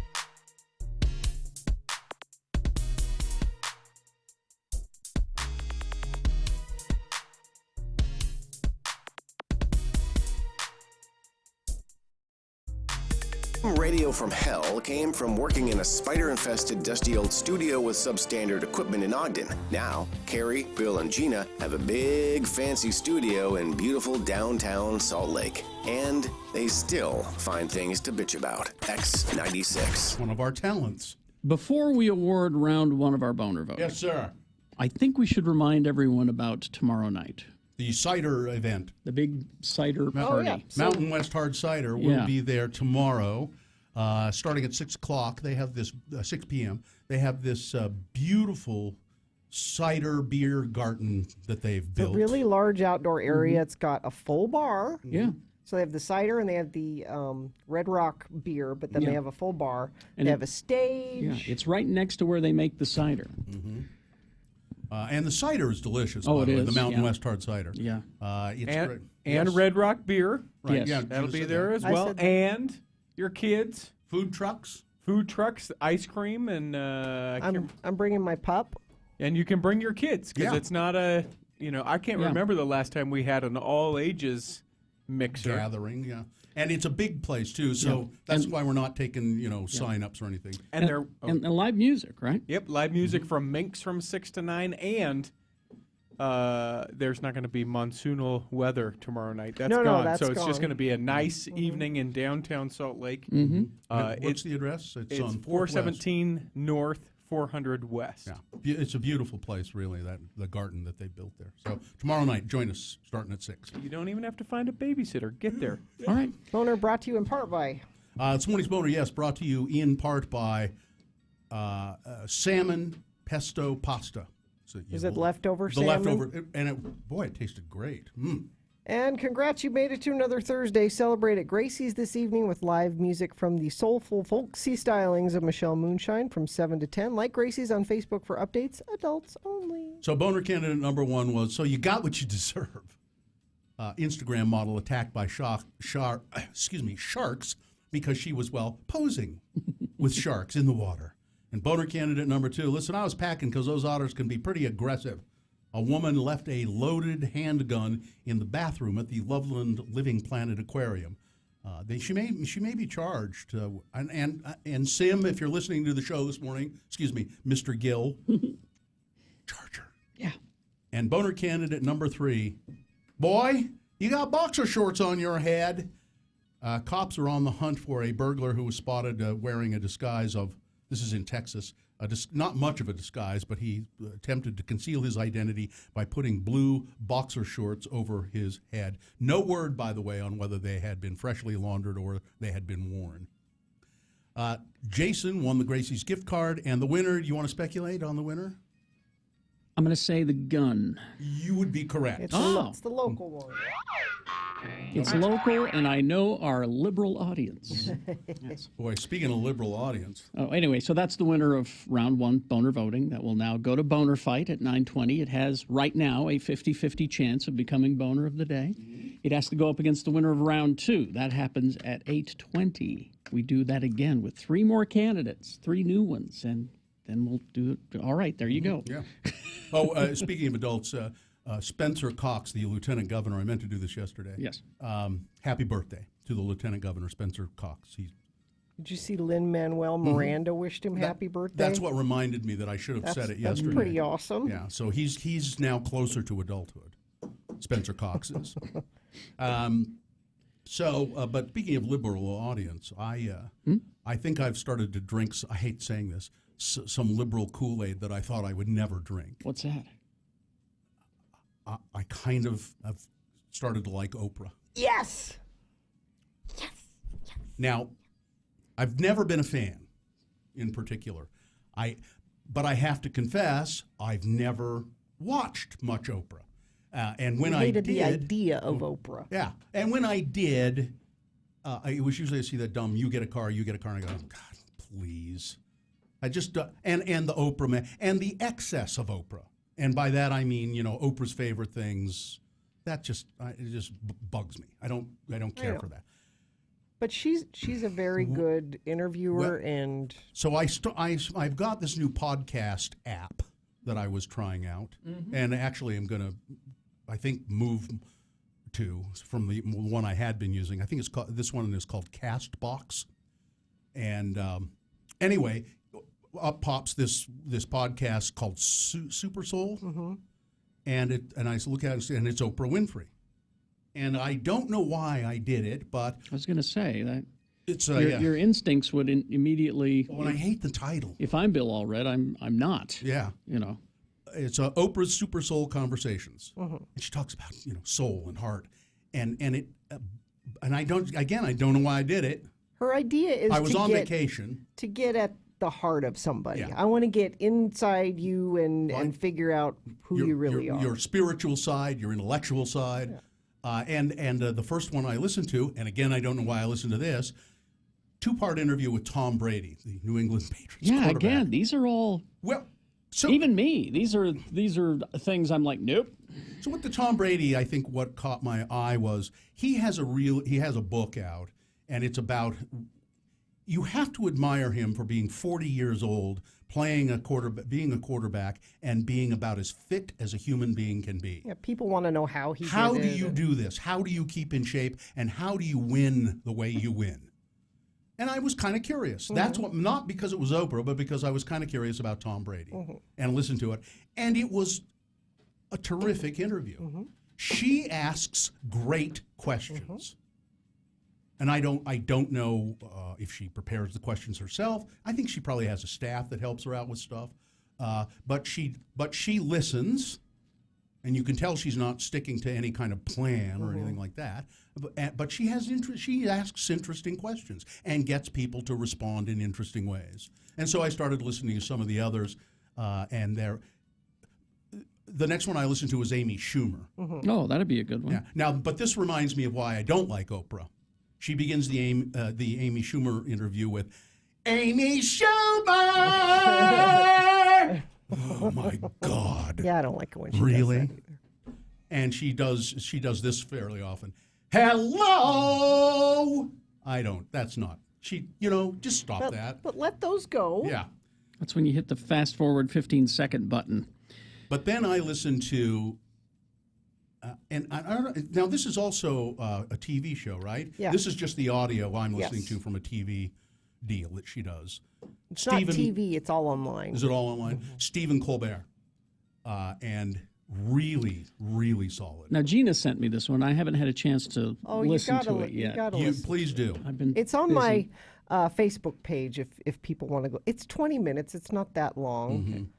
But it's what I got out of it. So we have a lot of discussions here on and off the air. We bring it on the air sometimes about mostly off the air though. How political we are and what topics we choose to talk about and how we talk about Trump and if we should at all and is it upsetting our clients, our advertisers. And there are people here in this building who wish we didn't talk about politics much. Is it upsetting Can't you just be funny? Is it upsetting our friends of the program? Should we do it? Should we not? We have those conversations all the time. And Stephen Colbert talks about he addresses that specifically. How important it is for him to do what he does and us to do what we do. It's the national conversation. And to pretend that nobody's talking about it. I'll go further than national. It's a worldwide conversation. I would, Jeana, so the Stephen Colbert one was good. She did the same thing with Jimmy Kimmel.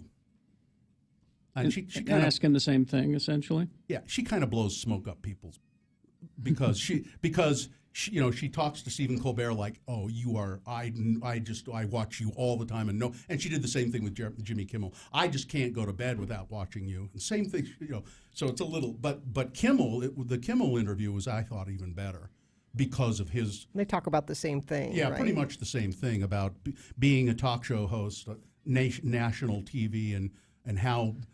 So what did he say? Political. Because he's been very direct. Very direct about it. And has he gotten backlash for that? And he's sometimes not funny about it.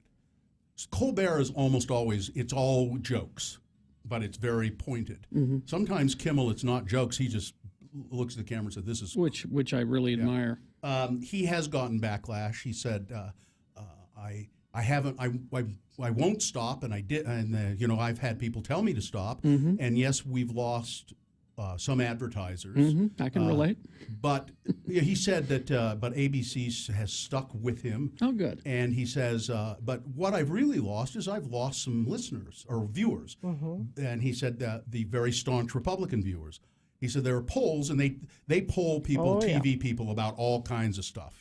They do these Q ratings and all of this. How likable they are. Yeah, likable. And so they'll say, well, let's see how Kimmel does with, and they do it with Colbert and everything. How we'll do a poll and find out how they do with Democrats, how they do with Republicans, how they do with independents, how do they do with women, how do they do with men. And he said, I used to be very, very evenly balanced between Republicans and Democrats liked me.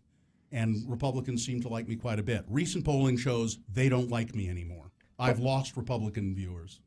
But it's more important to him to be honest and true to himself. Yeah. And so if you go to my Facebook page, you can watch the Stephen Colbert one, or like Bill said, go find the podcast. It's just called Oprah's Super Soul Conversations. I don't think you need to watch them really. It's I enjoyed watching them. I'm gonna do the next one. I'm gonna do is Maria Shriver parts 1 and 2. Yeah. Oh, it's dishing Again. dirt on Arnold. Speaking of dirt, this actually makes me nervous. What? In the traffic? Yeah, and I don't mean to make other people nervous. Well, they should know. A trailer carrying radioactive dirt is engulfed in flames in Tooele County on I-80, milepost 93, 4 miles east of Grantsville. Oh, it was on its way out to the to dump. dump it. They're saying avoid that area. Burning radioactive dirt. But I mean, I'm being honest. Yeah. What can that blow into Salt Lake, and what does that mean? Well, I know it's not good for the people in Tooele. How radioactive are we talking? Very, very low levels. They don't take. They're restricted from taking a high level stuff. And I wouldn't want to be the driver of that truck. Well, John Smith lives out in that area. Maybe he'll come in today with a foot growing out of his forehead. No, he'll have a healthy glow. Yeah. Well, this is a perfect time to tell you that the fresh mountain air is always free up at Snowbird. Yeah. Family flicks on Friday nights, cool air concerts on Saturdays. They've got a great lineup this summer, running every weekend through August 11th. Details at snowbird.com. All right, we've got movies. Sean Mean's unable to be with us today, but we'll run down the list because he handed us all of his reviews and the list of the movies, and we'll go through those. Okay. Coming up after these, stand by. Here at X96, we're not going to pretend that we're the smartest people in the room.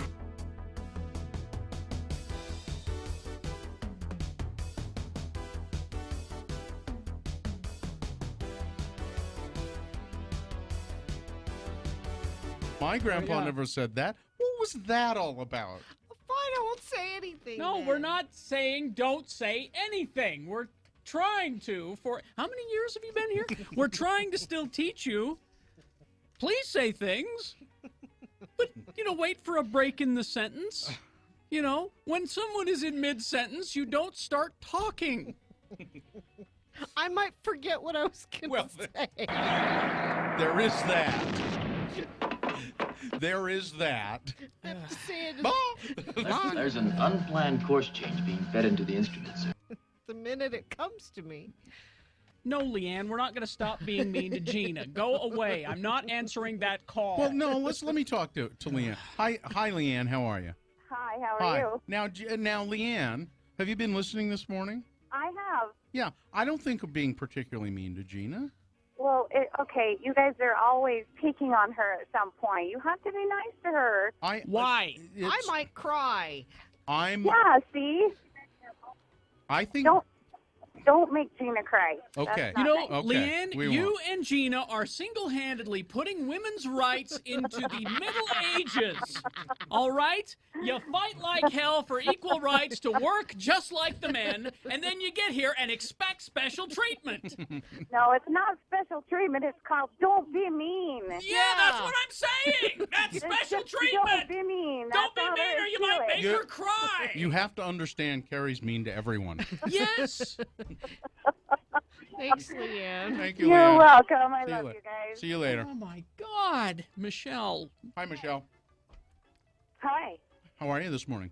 I'm just fine. You're a great Americanist. What can we do for you? I just wanted to tell you to be nice to Jeana. That's all I wanted. Okay, thanks. I was feeling sad for her. See, you were going to cry for me, No, huh? I was. I think I had a couple of tears welling Michelle, up, do and you I think thought, you know that... what? This is wrong. Michelle, do you think women need special No, wait a treatment in the minute. workplace? I never said they needed special treatment. No, I'm asking you a question. No. Okay, then. Michelle. But there's a difference between special treatment and just common courtesy. Michelle. Being nice. Michelle, is it common courtesy? Now, have you've been listening this morning? Yes. Yes. All I'm trying to do is get through this feature. Yeah. And Jeana is saying, "Oh, that's what happened to the." How is that common courtesy? So you know what I did? I stopped and said, "Well, then tell us all about it." Apparently, you were being sarcastic. Apparently, And then you yelled at her a I minute didn't- later for like 5 minutes. You I guys didn't- stop. You just all kept right, going. no, I Michelle? didn't yell. Michelle. And going. I didn't yell. Michelle. All right. Michelle. Is it common courtesy to interrupt someone when they're speaking? No, but she said she was sorry. I'm But very she says sorry. she's sorry every day. But I'm really, really sorry. Oh, wait a minute. Michelle's right. Jeana said she was said, sorry. I'm sorry, and you kept going, and I thought, that poor girl is either Again, gonna cry or Michelle, quit. you and Jeana are setting back women's rights 30 or 40 years. I have to disagree with you. I think it's Just only 20. apologize, Michelle. Michelle, Just tell Carrie you're sorry. you're wrong, and you know why? Why am Because I you're a wrong? woman. That's why, okay? But thanks for If trying. I were as smart as you guys, I'd know when.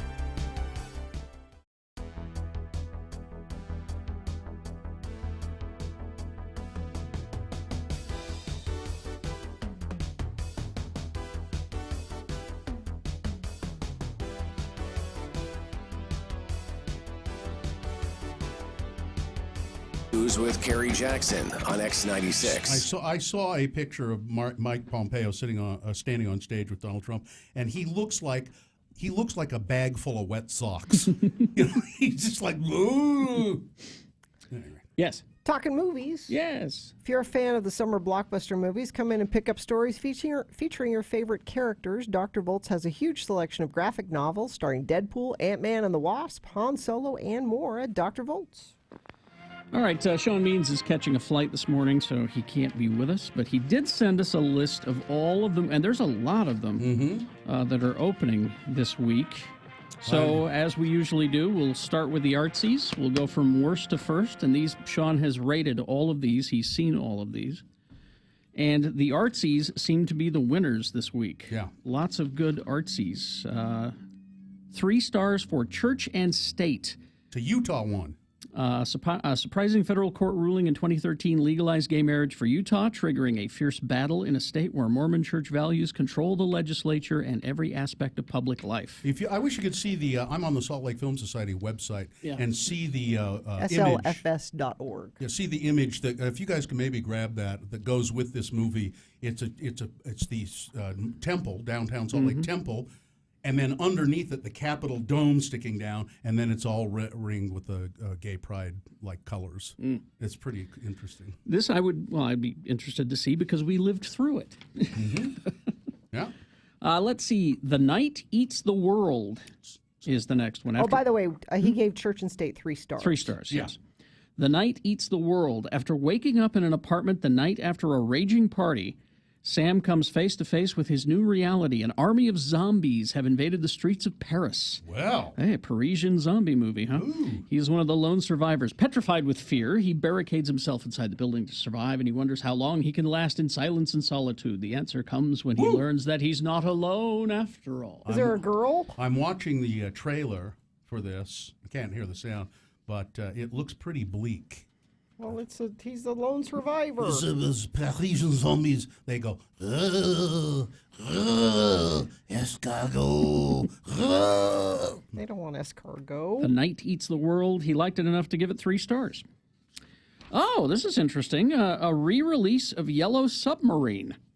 I don't remember being blown away by Yellow Submarine when it was. I was actually, as a kid, kind of bored. Yeah. By it.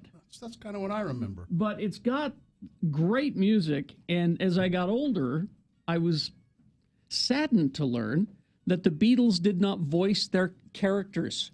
I didn't know that. Those are actors, apparently. They're doing a Paul voice. And they're people doing impressions. It's not very hard to do an impression of Ringo. I mean, anyone can kind of do it. You just have to make your voice dull. He's just a little bit lower than John is up here. Yeah, they're almost the same. They're almost the same. But I guess it's been remastered and re-released. Yellow Submarine, the Beatles. I'm looking at the trailer for that, and it looks pretty. Oh, the Blue Meanies. I forgot. The Blue Meanies. I've never seen it. Yeah, you should. Again, a lot of great music. 3.5. All right, let's see. Then there's Leave No Trace. Will and his teenage daughter, Tom, have lived off... Thomason. Oh, I see.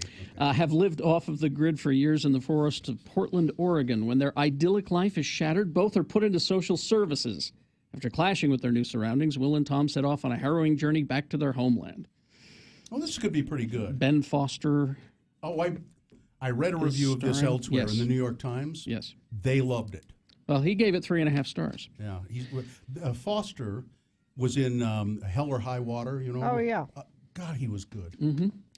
And 4 stars for Sorry to Bother You, the highest recommended film from Sean Means this week. No, I've seen this everywhere. What is it?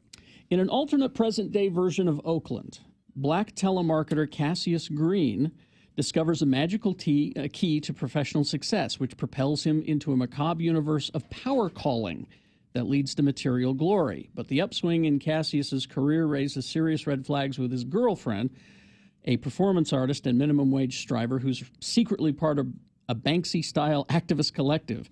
As his friends and coworkers organize to protest of corporate oppression, Cassius falls under the spell of his company's cocaine-snorting CEO. I don't understand any of that. He's a telemarketer. Well, and I remember Sean Means talking about this a little bit, and he said, I don't know how to explain this, but it's wonderful. Well, apparently what they learn in how to be successful as a telemarketer is you use a white guy voice. I've read about this now that you mentioned And David Cross is the voice that they use for him. So he's able to change his voice. So he changes his voice to sound like David Cross. Now, I was just talking about this actor early this morning, Lakeith Stanfield. Oh, is he in Atlanta? He's in Atlanta, which is such a wonderful TV show. And he's brilliant. He plays this kind of doped out, just hanger-on to Paperboy. He's always with Paperboy, the rapper, and he's just great. So, Lakeith Stanfield, Tessa Thompson. Oh, yes. she's Valkyrie. Armie Hammer. Terry Crews. Oh, that's Terry Crews. Yeah, I'm looking at the trailer now. So, Sorry to Bother You, 4 stars. I want to see that. Was that Stephen Root? Might be. Oh, I'm getting too old for this. What's his name? Danny Glover? Danny Glover. Daniel Glover. Not Getting too old for this S. Okay, so those are the artsies. Fartsies. Now, I called Jimmy Martin, my dear friend Jimmy. And I said, Jimmy, Sean's out. Do you want to come in and talk about the movies this week? And he says, I disliked these 2 movies so much, I'm not going to get up early to go and talk. Well, I can't blame him. Look at them. Hotel Transylvania 3 Summer Vacation. If you'd like to hear interviews from the voice actors from Hotel Transylvania 3, geekshowpodcast.com, Jimmy interviews them. Gee, I'd never want to hear Adam Sandler. I would never want to hear Andy Samberg interviewed. Andy Samberg's actually pretty funny. Pretty funny. Yeah, And Selena Gomez he talks to, and then he also talks to, I forgot her name now. But because Jimmy's found a way, when you interview the celebrities on the junket, and if you don't like the movie, don't talk about the movie. Just ask them questions about things. Oh, that's smart. And so he asked all of the celebrities, what's your favorite movie trilogy? Because this is the third one. And so they were all giving the answers. And one of the voice actors said, you won't know what it is. It's the Beaver trilogy. Really? And Jimmy's like, all right, what do you mean? I know the director. I know Trent Harris. I'm from Utah. So they got to talk about the Beaver trilogy. I want to know who said that. I can't remember her name now. But she's often mistaken for Anna Gasteyer. Catherine Hahn. Thank you, sweet P. Jess. Catherine Hahn. She likes the Beaver trilogy. She liked the Beaver A lot trilogy. of people do. Yeah. Lots. So, Sean didn't like Hotel Transylvania 3 that much. He only gave it 2 stars. Jimmy gave it 1. For some reason, I think I saw the very first one of these. Really? I don't know why I did, and I just You have detested kids? it. That's why you Yeah, did. but I don't ever do anything with them. Skyscraper with Dwayne "The Rock" Johnson. Boo!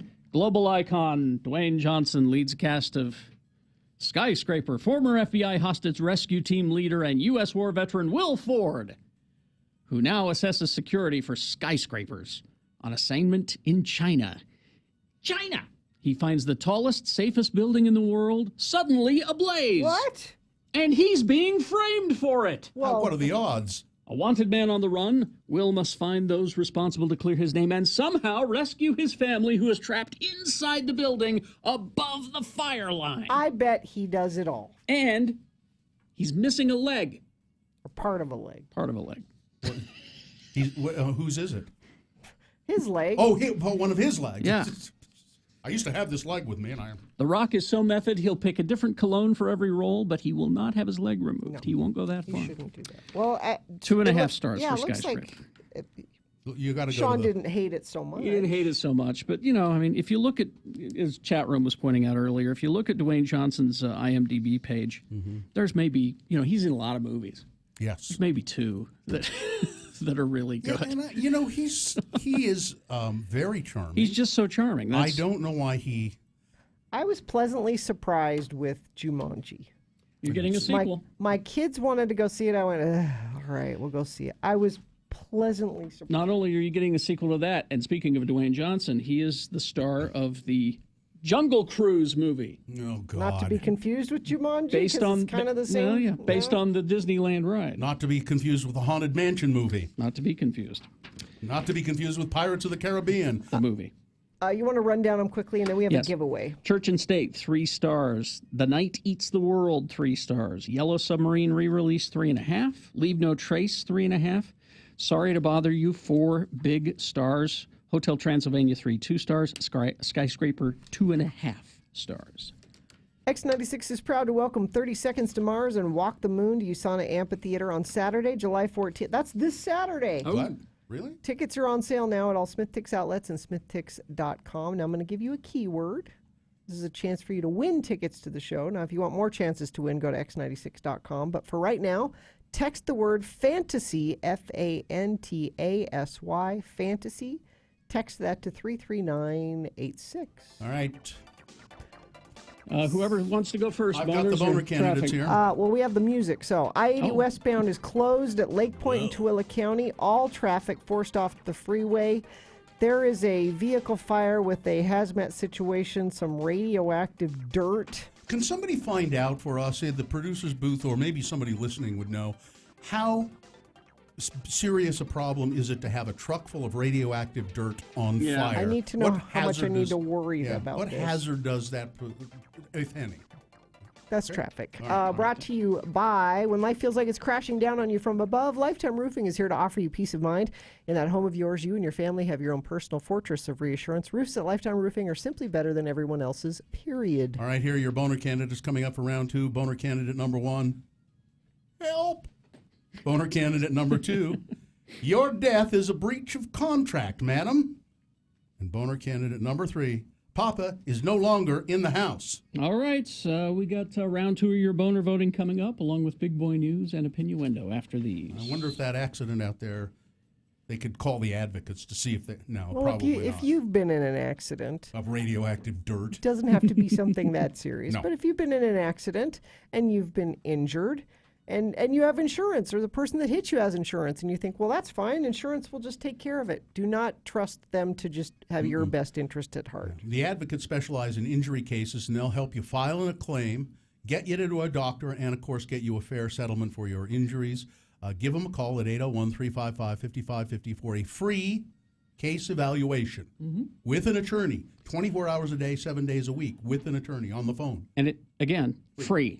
Yeah. Again, that number is 801-355-5550. There's also a chat feature on the Utah Advocates website, which is conveniently named utahadvocates.com. Yes. Just check and see if you have a case. Just quickly, yes. The fire is out. Hazardous containers were not affected by the fire. Oh, good. So it wasn't just loose dirt. No threat to the public. I-80 westbound will be open soon. So I don't need to call the advocates. Okay. No, not for that. utahadvocates.com. X96, it's Corey O'Brien. If you're looking for something to do tonight, can I suggest checking out Quicksand and Glass Job? They're going to be...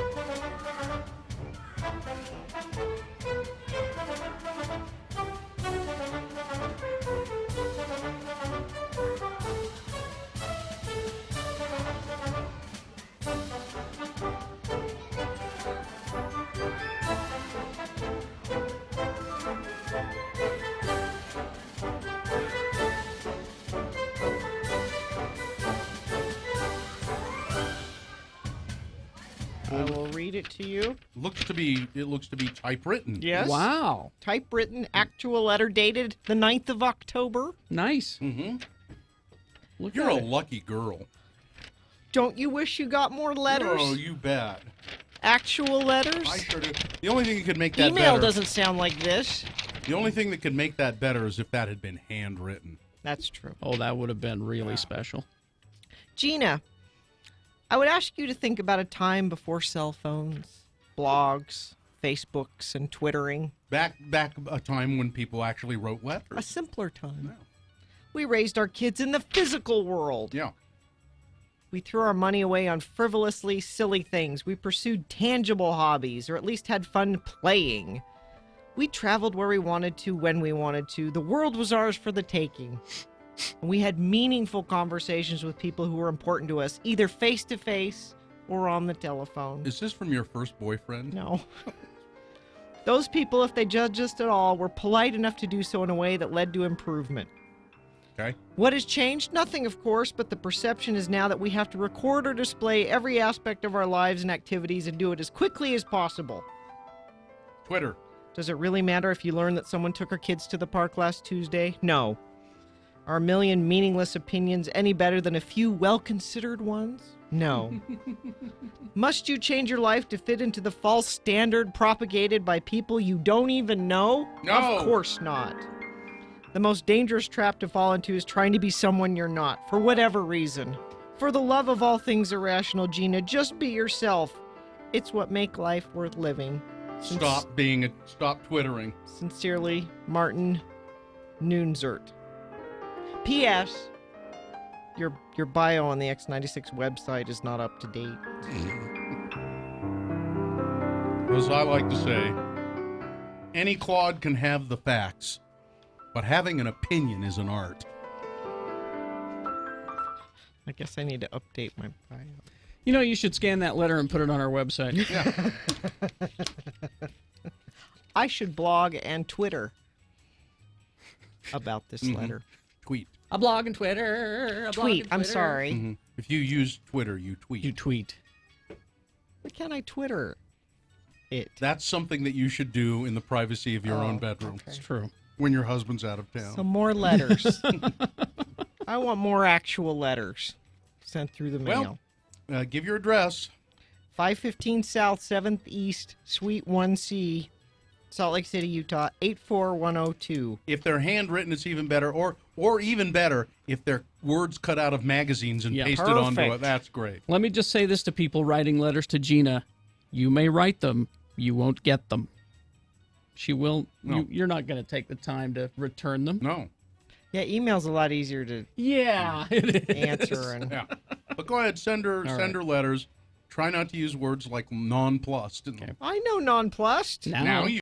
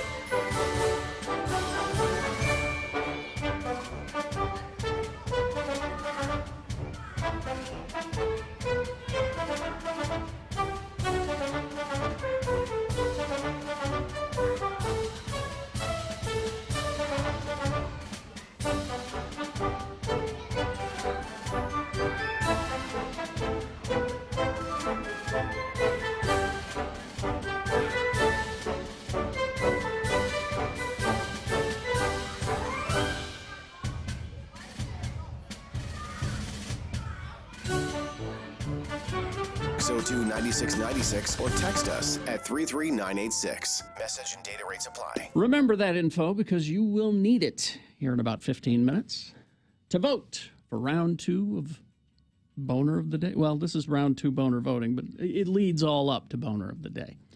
So we're going to give you 3 news stories right now that are examples of bad, stupid, or funny human behavior. Remember, Boehner means mistake. And you've got to decide of these 3 candidates which one is the worst. Which one do you think is a true contender to be Boehner of the Day? Because if it wins here, it's not Boehner of the Day. It has to go up against the winner of round 1. We did that an hour ago.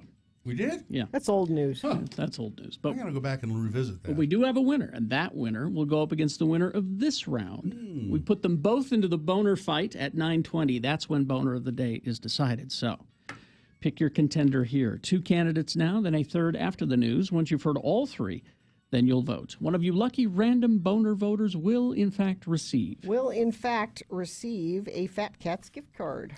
Here's Boehner candidate number 1. Help. A hapless burglar broke into one of these escape rooms from which he could not then escape, leaving him no choice but to call 911 on himself. Daniel Wardlaw allegedly broke into the Vancouver Northwest Escape Experience, a center for team puzzle games where players work out how to exit a room. Oh, so he didn't have a team. It was just him. He needed a team. Lacking both the team and common sense, Mr. Wardlaw became trapped in the escape room, so he called the cops to come and rescue him. Hello. He apparently didn't know how to use the lock on the front door, and he was stuck, said Tamara Bertrand, who owns the escape room. Hello. I feel violated, said Rob Bertrand, who owns the room with his wife. We're a small business. We put our heart and soul and money into this escape room. And to make it work. Our goal is to bring fun to families and businesses, and it just doesn't feel good to be taken advantage of. No, it doesn't. You should look at it this way. This is an advertising opportunity. Yeah, that's what I was going to say. This is the greatest advertisement for your escape room ever. It's so difficult he couldn't get out. That's right. An experienced burglar could not. Boehner candidate number 1. Help. Boehner candidate number 2. Your death is a breach of contract, madam. 3 weeks after a British man told PayPal that his wife had died at the age of 37 and that her credit account should be closed, he opened a letter from the company, from PayPal. Mm-hmm. Her death, it seemed, was in violation of the company's contract rules. Quote, "You are in breach of condition 15.4C of your agreement with PayPal Credit, as we have received notice that you are deceased," said the letter. We've received notice that you are deceased? Yes, Lindsay Dirtle had died of breast cancer in May. Her husband of 10 years, Howard Dirtle of Bucklebury, said the company's list of potential consequences were shutting down her account, requiring repayment of more than $4,000 in debt, and even legal action. In Britain, spouses are not automatically responsible for the deceased partner's debts because they're much more reasonable about certain things in England. Yes. Such debts must be paid through the estate of the person who died, including money or possessions. Mr. Dirtle said his wife's estate, there ain't one. We don't have anything. We have no money. With grief, there are ups and downs, he said. There are days when you are very fragile. There are days when you're feeling stronger. We are lucky that week I was feeling strong. PayPal said in a statement, sorry! Boehner candidate number 2, your death, madam, is a breach of contract. Coming up in a moment, Boehner candidate number 3, Papa is no longer in the house. All right, Boehner candidate number 3 for round 2. Coming up after this, big boy news and opinioendo, brought to you by Feldman's Deli, featuring corned beef, pastrami, mustard, and pickles, imported from New York City. Now serving breakfast and lunch Tuesday through Saturday, dinner Thursday through Saturday, featuring local live music Friday and Saturday nights. 20th East, 27th South. For more information, go to feldmansdeli.com. Well, I have good news for everybody. Very good news here. Yes. I'm ready. That Paul Reiser says that there will very likely never, ever, ever be a reunion of Mad About You. Oh, good. Never going to happen. Because as much as he begs Helen Hunt, she will never say yes. I see now Paul Reiser, who originally, he's the creator of Mad About You. He says it's kind of stuck in the business end of it. We had talked about it. Sony's trying to figure out from their end. That's where I just walk away and go, call me if you figure it out. Which means... No. Sony, if you can convince Helen to do it, I'll probably do it. But other than that, I've washed my hands of it. The reboot had looked promising, with Sony Pictures tapping top comedy showrunner Peter Tolan, who is very, very well known and good at that, to write and run the show. Mm-hmm. Well, see, now I'd check it out if he was in charge. And as I recall, Mad About You was actually, at least for the first 2 or 3 seasons, pretty amusing. Yeah. It was good. And they are good performers. Paul Reiser was very good, and Helen Hunt was very good. So, but he says, doesn't look like it. But if you like Paul Reiser, you should watch that, what is that, where he plays the guy at the tennis Red club? Oaks? Red Oaks, thank you. He's there are 2 seasons of Red Oaks, and he plays this kind of abrasive businessman who. He's always an abrasive whatever. He is very, very good. He's good as the bad guy in Aliens, that's for sure. He's an abrasive businessman in Red Oaks who has a very soft and you know who his wife is, Jeana Gershon. Oh, I love her. She plays his wife, his hot bombshell. I was going to say he could never get her as his wife. He's very wealthy. And she's his hot bombshell wife. I got a crush on her. And she's very funny, and it's a great relationship because he adores her. He adores his wife. As he should. And she adores him, and he also brags about her all the time. My wife, my hot wife. Huh? Let's see. Anyway, check that show out, Red Oaks. I think it's on Amazon. And I don't know why this turned into a TV review. Let's see. This was an interesting story I had from a couple of days ago. Police pursuit in Des Moines, Iowa, ended up in a surprise for the cops who were chasing. It was a high-speed chase. The chase ended with a crash, and police heard a report. They thought, no, it was just a reckless driver. But when they got to the crashed car, they found a 10-year-old boy was driving. Wow. 7-year-old passenger in the back seat. Officers say the speeds weren't extremely high, but they were high enough, and the kid who was driving, the 10-year-old, saw cops behind them and panicked, and then he stepped on it and almost immediately crashed the car. The 2 of them will be okay, minor injuries. Some Utah gun rights advocates traveling in a military-style armored vehicle with Utah Gun Exchange on the side are following March for Our Lives rallies and town halls along the Florida coast to counter students' call for stricter gun laws. Now, this student movement, of course, grew out of the shooting at Marjorie Stoneman Douglas High School that killed 17 people. And these folks, these young folks, March for Our Lives, were planning to come to Utah this Saturday. Well, they still are planning it. Yeah, but they don't have a place. They don't have a place. They were going to be at the Megaplex Theater, I think, in one of the Jordans. And Larry Miller Megaplex people said, this is getting a little too dicey. We're afraid that there's going to be trouble. I'm sure they got threats. And they might have. Yeah, still in Allred. I reached out to a friend of ours, a friend of the program, who she works very closely with this group. With the March for Our Lives? And she said they're very close to securing a new location. Oh, good. And as soon as they know, they'll let me know. Good. Okay. That's good. Thank you. I guess we were thinking maybe if there's somebody out there who manages a venue, a fairly sizable venue, you could get in touch with us here at X96 and and we'll pass it along. We could pass along the information. radiofromhell@x96.com. I can pass it along to my person. They need options. All right. Thank you, Dylan. Well, Rob Bishop, he's a hard-charging representative. He gets things done, and he's introduced a bill in. He's introduced a bill in Congress to let states decide daylight savings time.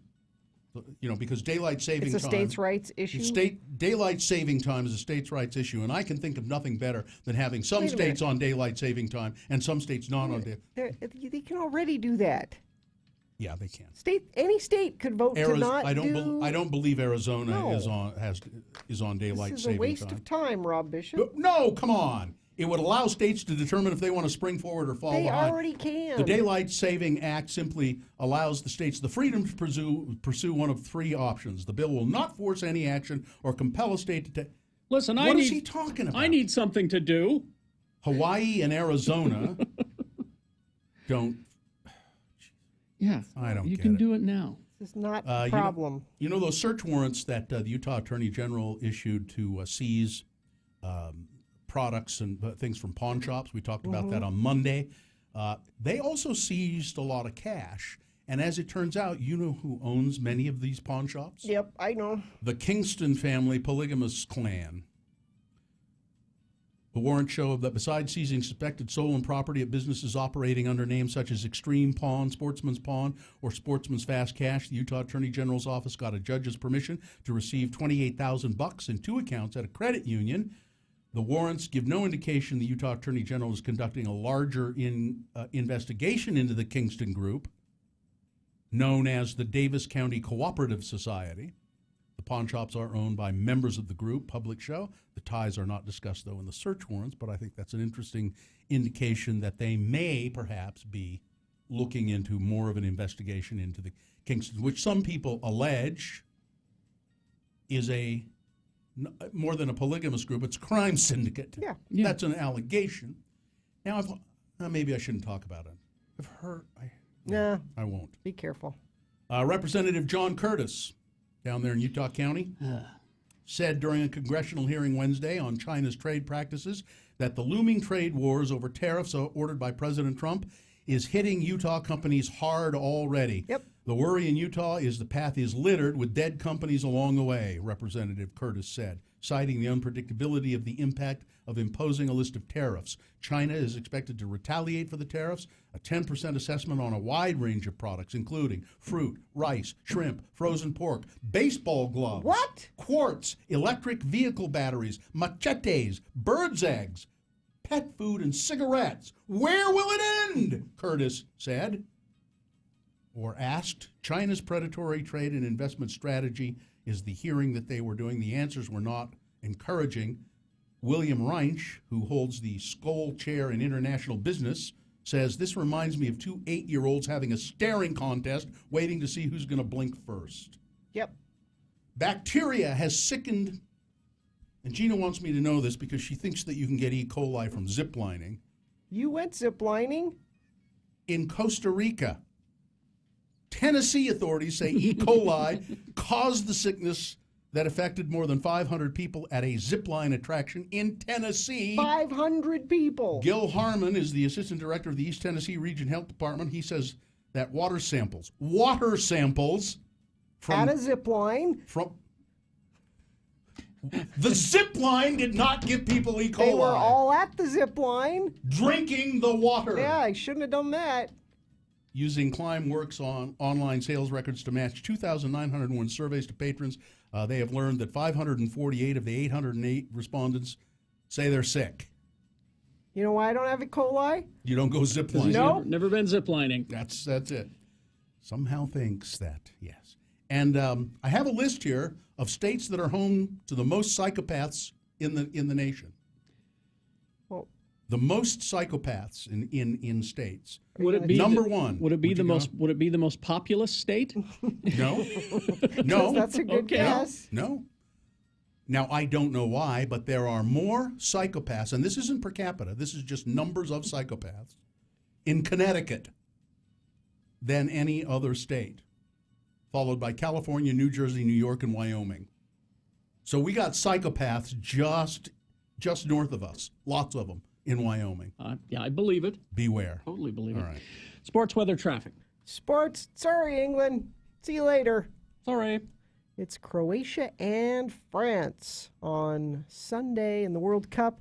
You can watch England play again on Saturday, though. So there'll be England and Belgium. You know, we haven't heard much from our attorney, Ed Brass. He's crying, I know. He's not taking it well. No. They're there, little Brass. Weather, we should be done with the monsoonal stuff, but it is still kind of cloudy outside. 95 for a high today. Traffic, don't worry about the radioactive dirt in Tooele. All right. Okay, I've stopped worrying about it.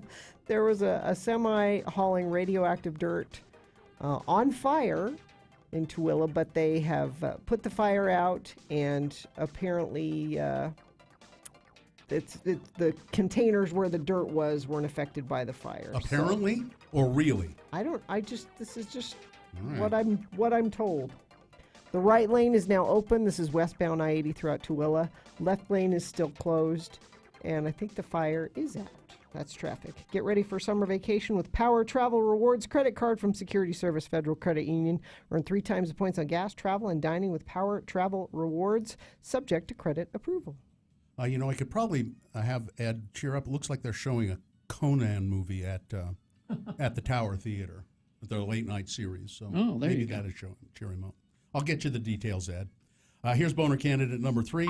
Papa is no longer in the house. According to a report from Forbes, the owner of the Papa John's Pizza empire, John Schnatter, has upset a group of marketing executives when he used the N-word during a May conference call. Forbes report that the call was set up for Mr. Schnatter, Papa John, to speak with executives from a marketing agency called Laundry Service who were attempting to help Schnatter navigate a PR crisis he had created when he stupidly blamed his company's declining profits on the fact that a few NFL players had decided to stage peaceful protests at games. This backfired on him when he said it because it was a moronic thing to say. It's not true. And his business suffered for it. And not true. And his business was already suffering, and then it suffered even more when he made such a ridiculous comment. So he's having a conference call with this group of image builders. They're there to help him improve his image and get back into the limelight the way he should. On the May call, Mr. Schnatter was asked how he would distance himself from racist groups online. Here's one of the questions we'll ask you this, because this is important information, and if you whatever answer you give, we'll give you some guidance on it. He responded by downplaying the significance of his NFL statement. Quote, Colonel Sanders called blacks N-words, and I mean, he said it. He said it. Schnatter said, before complaining that Colonel Sanders never faced any public backlash. Why can't I do that? Schnatter also reflected on his early life in Indiana, where he said people used to drag African Americans from trucks until they died. He apparently intended for the remarks to convey his antipathy to racism, but multiple individuals on the call found them to be offensive, the source said. After learning about the incident, laundry service owner Casey Wasserman said, that contract we have with you? Yeah, we don't have that anymore. Yeah, let's not do that. We're going to slowly back away here. He was on his way out the door of his own company already. Yeah. He's now no longer in the house. Papa is no longer in the house. Boehner candidate number 3. There you go. Let's review the first 2 and vote. Boehner candidate number 1. Help. A burglar breaking into an escape room and then not being able to escape, having to call 911 for help. Boehner candidate number 2, your death is a breach of contract, madam. PayPal in England apologizing for a letter demanding payment from a woman who had died of breast cancer. And boner candidate number 3, Papa is no longer in the house. All right, this is round 2. You've got to decide which of these 3 candidates is the worst and therefore most qualified to get a chance to become boner of the day. If it goes up against, if it wins here, it goes up against the winner of round 1. We did that an hour ago. So pick your contender. We'll throw them both into the Boner Dome. Boner fight happens at 9:20. That's when you decide boner of the day. So you got to pick a candidate for number 2 right now, though. Round 2 winner. Pick your contender. 1, 2, or 3. Remember the candidate number. Put it in the message of a text. And then text that to 33986. You can call. Looks like Festus is taking votes in the producer's booth. 877-602-9696. Or you can go to x96.com. Look for the box that says Boner Fight July 12 and vote there. You've only got 4.5 minutes, though. Let's go. This is round 2. Keep the radio on. A 1-hour nonstop music wingding starts at 10. X96.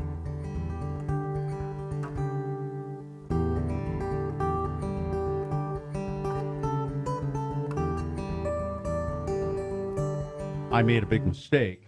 Well, I didn't. It had to be done at some point. I haven't gotten on the scale, weighed myself, that is, since. So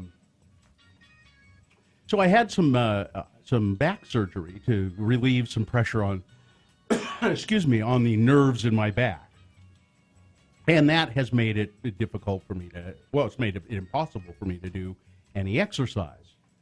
And I exercise a lot, usually. Uh-huh. And then I went on vacation. Well, sure. And you don't ever weigh yourself after vacation. And you always put on a little weight on vacation. Mm-hmm. So a lack of exercise for a month, and then going on vacation for however many days to Hawaii, which involved a lot of pineapple, drinking. A lot of empty calories. Empty calories. Thank you. That would you please? Damn it, Jeana. Could you start with the euphemisms? Would you not zero right in on the problem? Start with the euphemisms. I say, oh, is Aunt Flo here? I don't say what, John the Rag. You having a period? You're trying to be funny. Start with the euphemisms, please.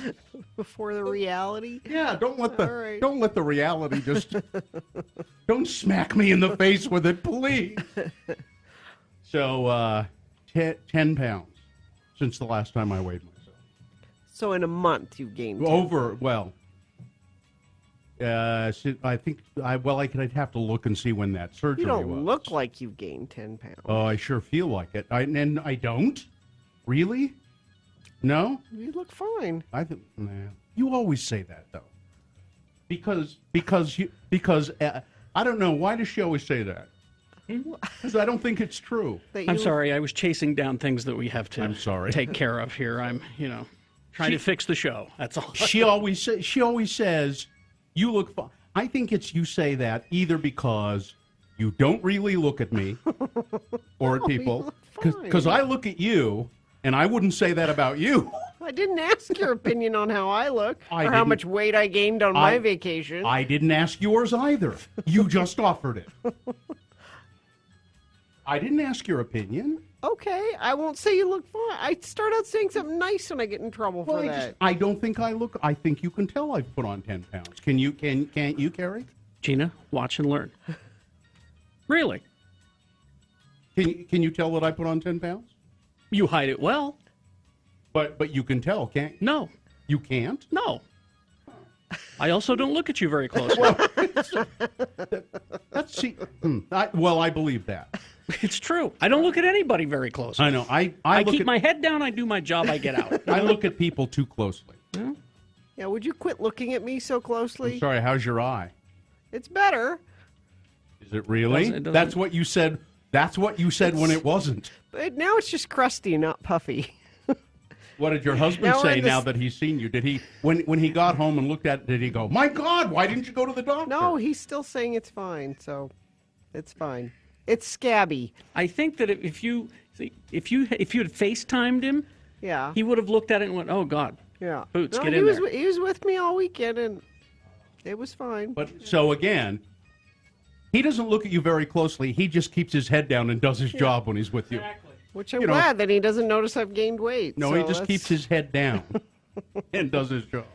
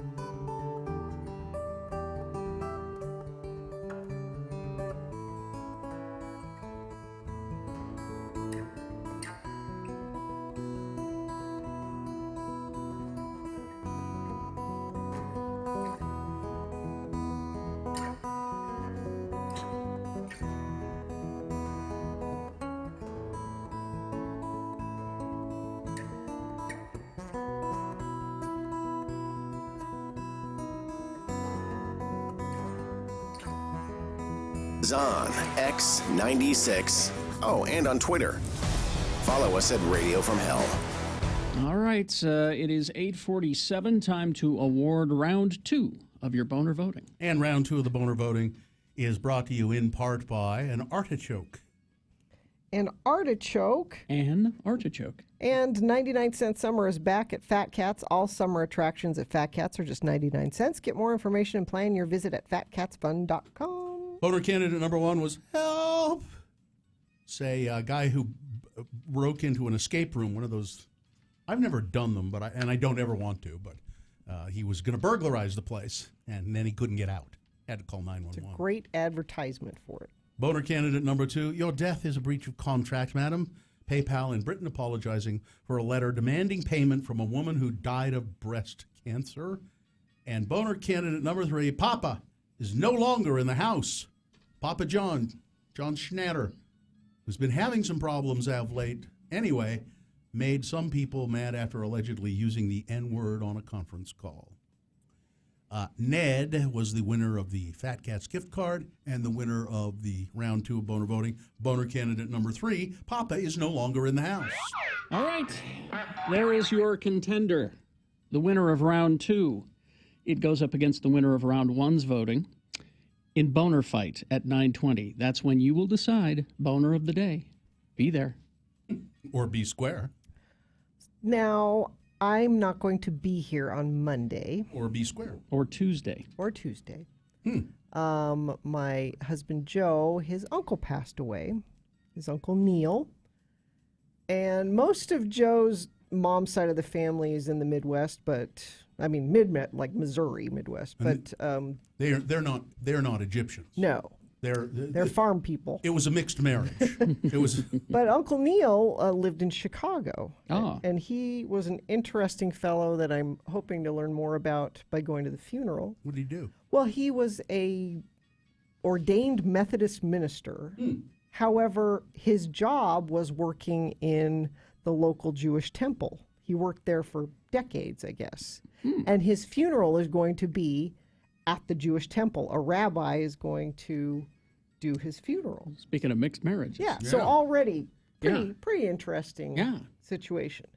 So as is with funerals, when people are out of town and you have to travel, there's a lot of scrambling at the last minute. Yeah. And so You're not going to get a deal on a flight. No, and that's a whole other thing. They ought to have a bereavement flight if you can prove that you're going to a funeral. No, we got a bereavement fare. Really? Which was you save $200 if you can prove, and they actually have to call like the mortuary and they say yes, this person's here. A lot of people probably don't know that. That's good information. You can get a bereavement fare because of this very reason. If you're booking at the last minute, and we're flying to Chicago, which is expensive. It is. We got $200 off each ticket. That's good. That's still like $800. It's still expensive. So there's the that, and then you got to find the hotel. Oh, bereavement. We'll let you we won't charge you for checking a bag. And so contacting the other family member in Chicago saying, well, where should we stay? What's close to? And she said, well, there's a lot of places you don't want to stay. Close to the synagogue. So I'm going to give you, there's a couple of towns sort of close by where you can stay. So not in Chicago proper. No, this is, it's the south side of Chicago. It's the south side is the rough side. It's the baddest part of town. Yeah, well, that's what they say. Continue? Yes. Leroy Brown? You want to bring? Bad Leroy Brown. Bring him in? Don't pee into the wind when you're there either. So my sister-in-law... That's Jim you're thinking of. You're getting your Jim Croce that's right. mixed up. You don't mess around with Jim. That's right. Okay. Back to Chicago. Thank you. My sister-in-law, Karima, gave us a list of hotels or motels where we might want to stay. And there was like a Hampton Inn and, All right. And then there was the Presidential Inn Suites. Ooh. This there they are. Romantic jacuzzi, $65 and up. Go to x96.com/live and you can see. That is the actual sign for because it sounds nice, the Presidential Inn and Suites. Look at the bottom line there. Weekly and short naps. Short naps. So you can rent a room. Just for if you're tired. For a short nap. If you want to take a little rest. We all know what that means. I take a nap occasionally. Yeah, I hear you. Yes, now, there are romantic packages you can buy. Okay. Let me just so we haven't decided which one we want. Oh, by the way, we're taking the kids. Oh, well, then go to that one. Yeah. But here have a whirlpool. Here are some of the packages you can get. And it's at the Presidential Inn and Suites in Madison, Illinois. Okay. There's the romantic jacuzzi suite with Tantra chair. Tantra chair. The room has disco lights, a 42-inch flat screen TV, and cable TV. Okay. You can also choose something from our large collection of romantic fantasy packages to enhance your stay. The price? 4 hours. So if you want to rent the room for just 4 hours. Sure, for a nap. A long $65. Okay. If you want to stay all night, it's $95. That's a bargain, isn't it? And now, you guys have to help me with this one. This is the Dance Pole Fantasy Suite. I think Dylan might have this picture. What is it? How would we help you with that, Jeana? Well, so this room comes it's like the with... sheets are covered with plastic. Well, they need to be for short naps. No, this is my question. So the room has disco lights and a pole for pole dancing. And really ugly carpet. It says it also comes with dry hand powder. Well... For the pole. For the pole. Oh, okay. So you don't... Because, so they supply that. Yeah, because if you're swinging around the pole, you don't want your hands... That's very thoughtful. There's soap and shampoo and... Dry hand. Okay, I was confused there. That's very thoughtful. There's the Pleasure Me Suite with a Kama Sutra chair. Well, I want to see those. Sex chair. I want to see it's a sex chair. It's short nap chair. It's a short nap chair. Yeah. With this room, we suggest a blindfold, restraints, a Kama Sutra neck pillow. You may also choose from a wide variety of other items. So you can get the blindfold and the... Can you get a ball gag? It says other items. I've always wanted to try one of those on myself. Jeana, I hope you looked closely at this website, because according to Guy in the chat room, the rooms are for guests 18 years and older only. Occupancy of 2 persons only. Well, I am so sorry, I Jeana. spent so much time trying to pick which package we were going to do. That's too bad. This would have been a real education for the kids. Yeah. I want to see a picture of the tantric. Is it tantric? But here's the sex thing. chair? It's in their marketing. Yes. That they're a place...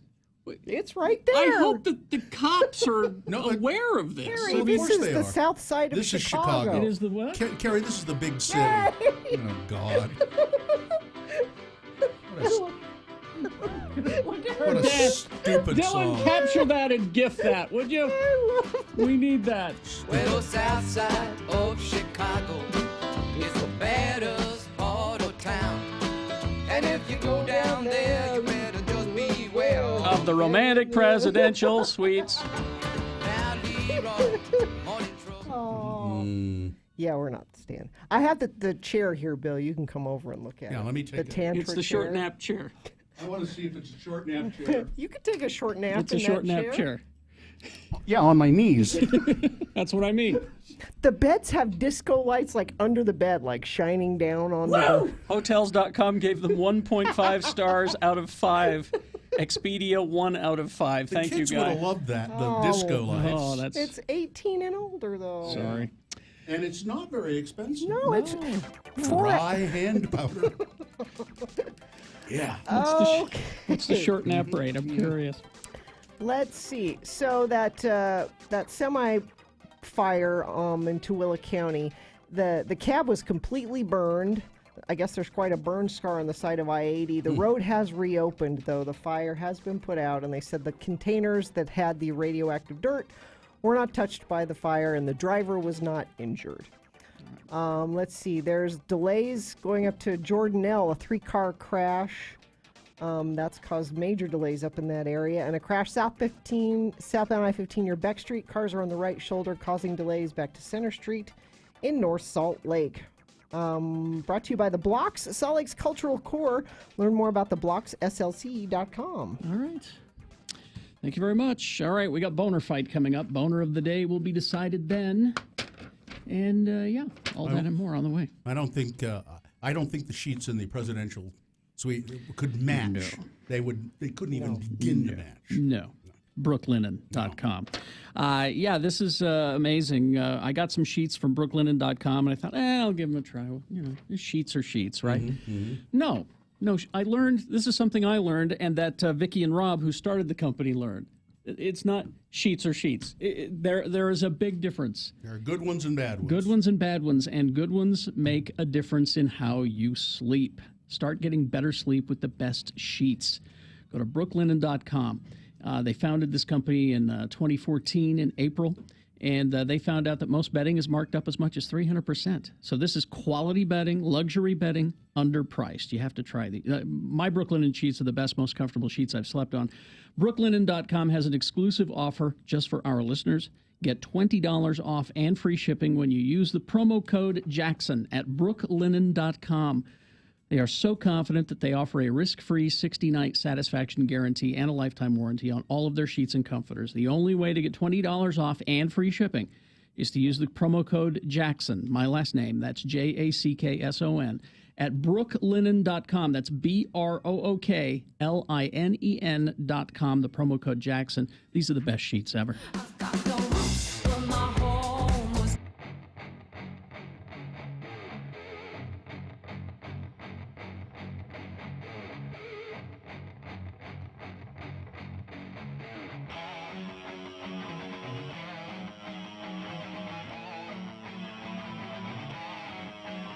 It's not a big deal, but I guarantee you, Jeana, if today were the day you were going to court at 8:15, you would not have come to work. It's true. You wouldn't have come to work. That's true. I would too. I don't think you would have. You would have said, I got court. And we'd say, when? And you'd go, I don't know. And that'd be it, I'm not sure. You wouldn't come in. Court sometime. I got court sometime. I don't know. On another topic, a totally different topic. Yesterday, we went to lunch at the Lone Star Steakhouse in Sugar House with the staff, and Jeana was there with her baby, and I was the little Jonesy, who's almost a year old and just as cute as anything, and I was the only person at the table who made the baby cry. Well, she's my daughter. She knows you make me cry Everybody day. else is going and doobie playing with the baby and being cute Jeana, with the baby. that doesn't work because I didn't make her cry. That's true. And I've made you cry. That's true. On the radio.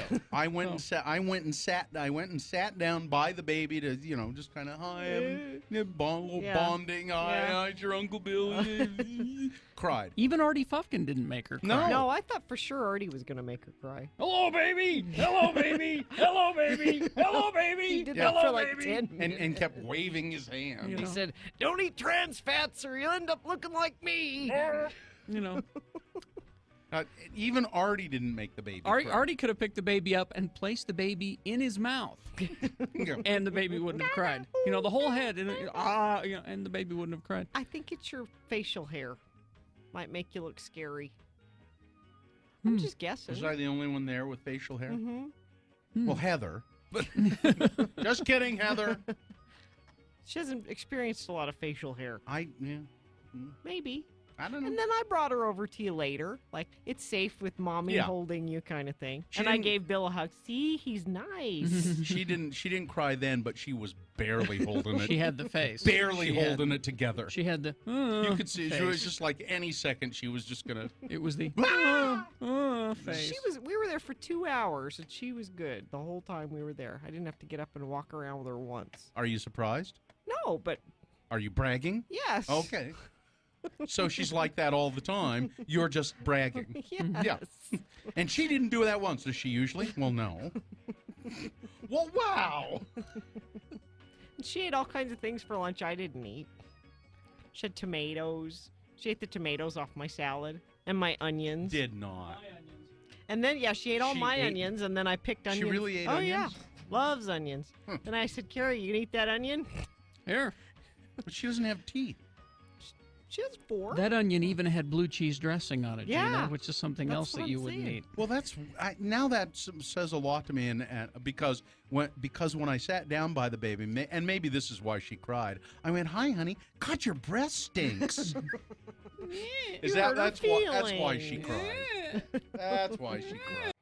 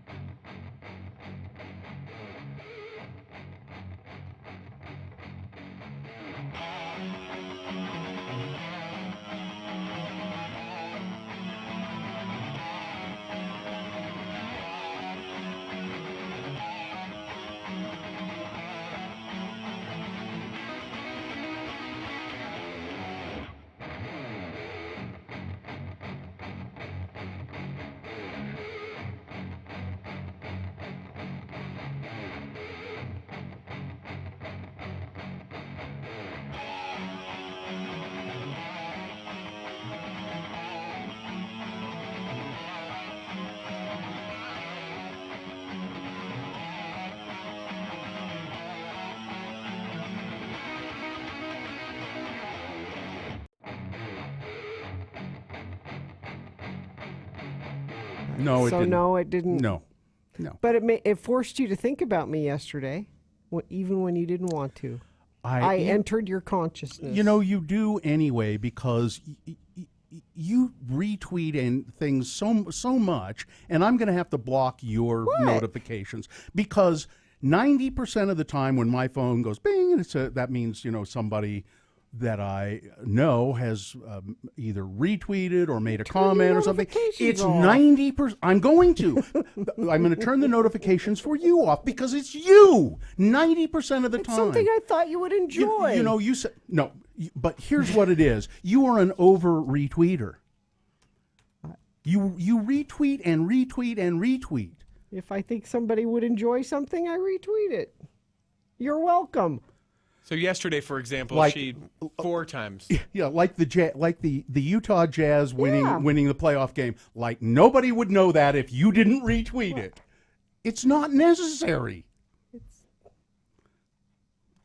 So that's you tweet the way you tweet, which is not enough, and I will tweet. You the know way what? I tweet. I tweet a lot. I just make sure that almost none of it's directed toward you. You don't tweet a lot. I do too. Bill, for example, 2 times yesterday. 1 for himself and 1 retweet. Yeah, I tweet plenty. Listen. I'll go through your tweets if you want.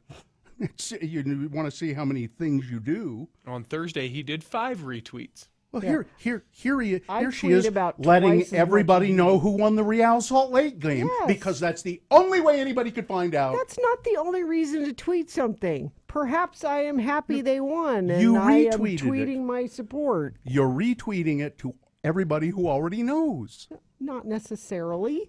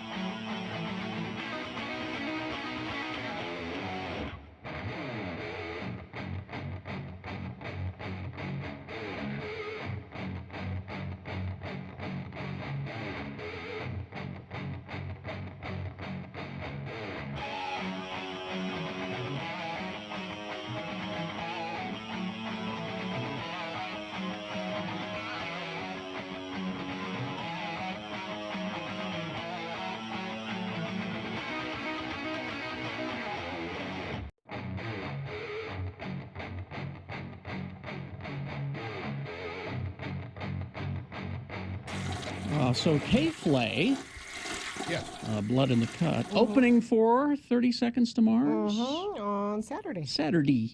Nice. I like that. They're out at USANA. You can still get tickets for that show. Okay. Yeah. Oh, so a couple of a retail experience yesterday that was not horrible, but it was not satisfying. I went into my dongle has stopped working. Your what? My dongle. I don't know what that is. This is a dongle. A dongle refers to any kind of a device that you sort of adds on to a phone or a computer or. I didn't know there was a name for that. Yeah. This particular dongle is for my headphones for my phone. So if you want to plug directly, there's no headphone jack on my phone. You have to use this little and then it plugs into where it charges. But I determined it had stopped working.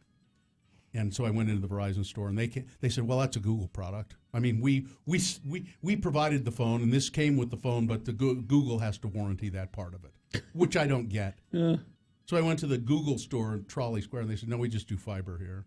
So I don't, and it's probably cost $5. I think I can buy one at Best Buy or something. It probably costs $5, but maybe it bugs me that I'm going to try and contact Google today, whoever they are, and say, "Can you replace this for me, please?"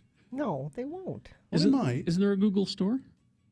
I don't think so. And it's I have an Apple store and I get all my stuff there. Yeah. No, it's and it's I know you elitists. I know.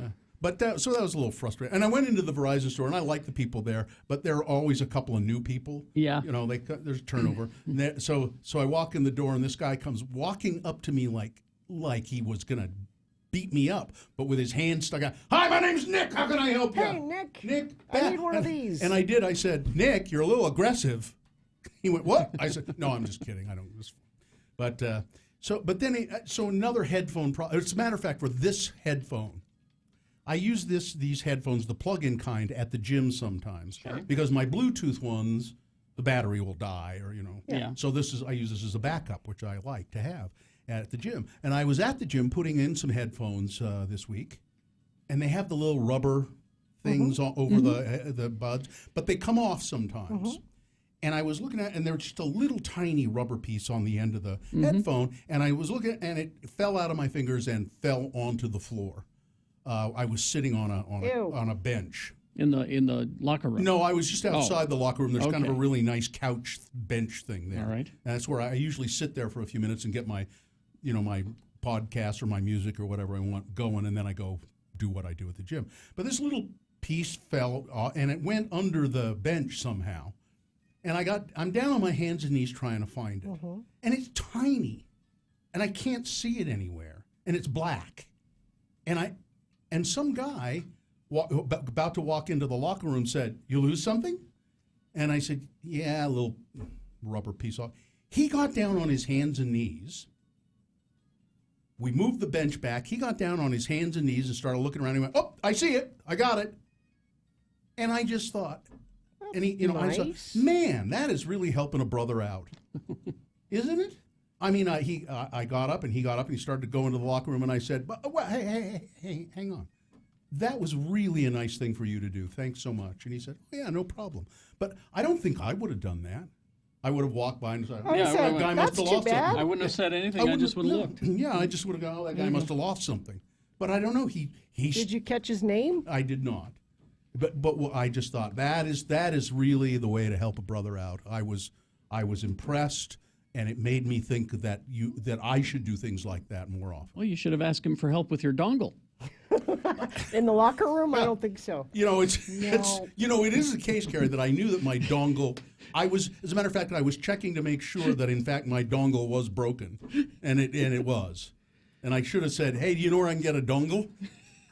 I don't think that might have not gone well. Listen, while you're giving me a hand, I need some help with my dongle. Can you?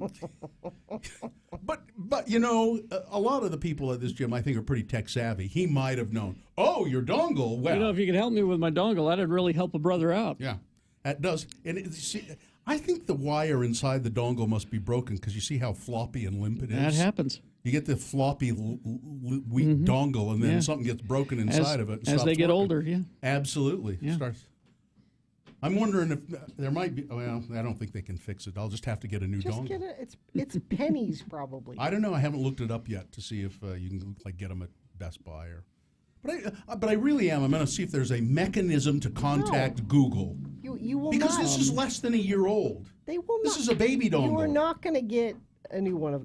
Number one, you're not going to get a hold of somebody that might be able to do something, and number two, they're not going to replace that. All right. You know what, Jeana? It's a challenge. I'm going to prove you wrong. All right. And the way, even if I don't get it replaced, I am going to get somebody at Google saying, "I'm sorry, we will not replace this for you." Yeah. What? Yeah. I just wanted to make sure it was the right one. They're 65 cents. I just looked it up. Is it really? Yeah. They're not going to. 65 cents. Just go get one. Where'd you look it up? Google. Google. Hey! The Google store is at Google.com? G-O. Yeah? Write this down. Write this down. G. O. Start again. Wait, G. Wait. G. O. O. Yeah. O. O. Yeah. G. G. Okay, got that. L. L, that's in Larry. Yeah. E. E, okay, E. Period. Dot. Like a period, like dot. Dot. Okay, dot. Like a little C. C. O. O. M. As in Mike. Yeah. There you go. Oh, that's Google. Yeah. Oh. Okay. All right. We'll be back with Boehner fights. Boehner of the day will be decided at that time. Downtown Alliance wants to remind you about the. This is the block party. Oh, the block party. Yeah. This is. That's right. So the Exchange Place, 350 South Main, presented by Downtown Alliance at Exchange Place. Right over. You know where Exchange Place is? It's where the old Vortex was over there, the club. Oh, that's right. Yes. Exchange Place. So if you didn't get a chance to go to the Downtown Alliance's Alley Up party, they're shutting down Exchange Place tomorrow for a block party. Cheap drinks, live performances from local artists and organizations, or local arts organizations, I should say, live painting demonstrations, taco carts, and more. It's free. All ages welcome. Now, you look this up, and I did this today. We had a little trouble with this website yesterday, but it's up and running Yeah, now. it's working now, and it's pretty cool. This is an arts consortium for downtown Salt Lake, and it's a very interesting and good idea. Free to the public, all ages welcome. For more details, go to this website, The Blocks. That's BLOCKS. theblocksslc.com. Join us, Carrie, Bill, and Jeana, this Friday night, July 13th, as we celebrate sight.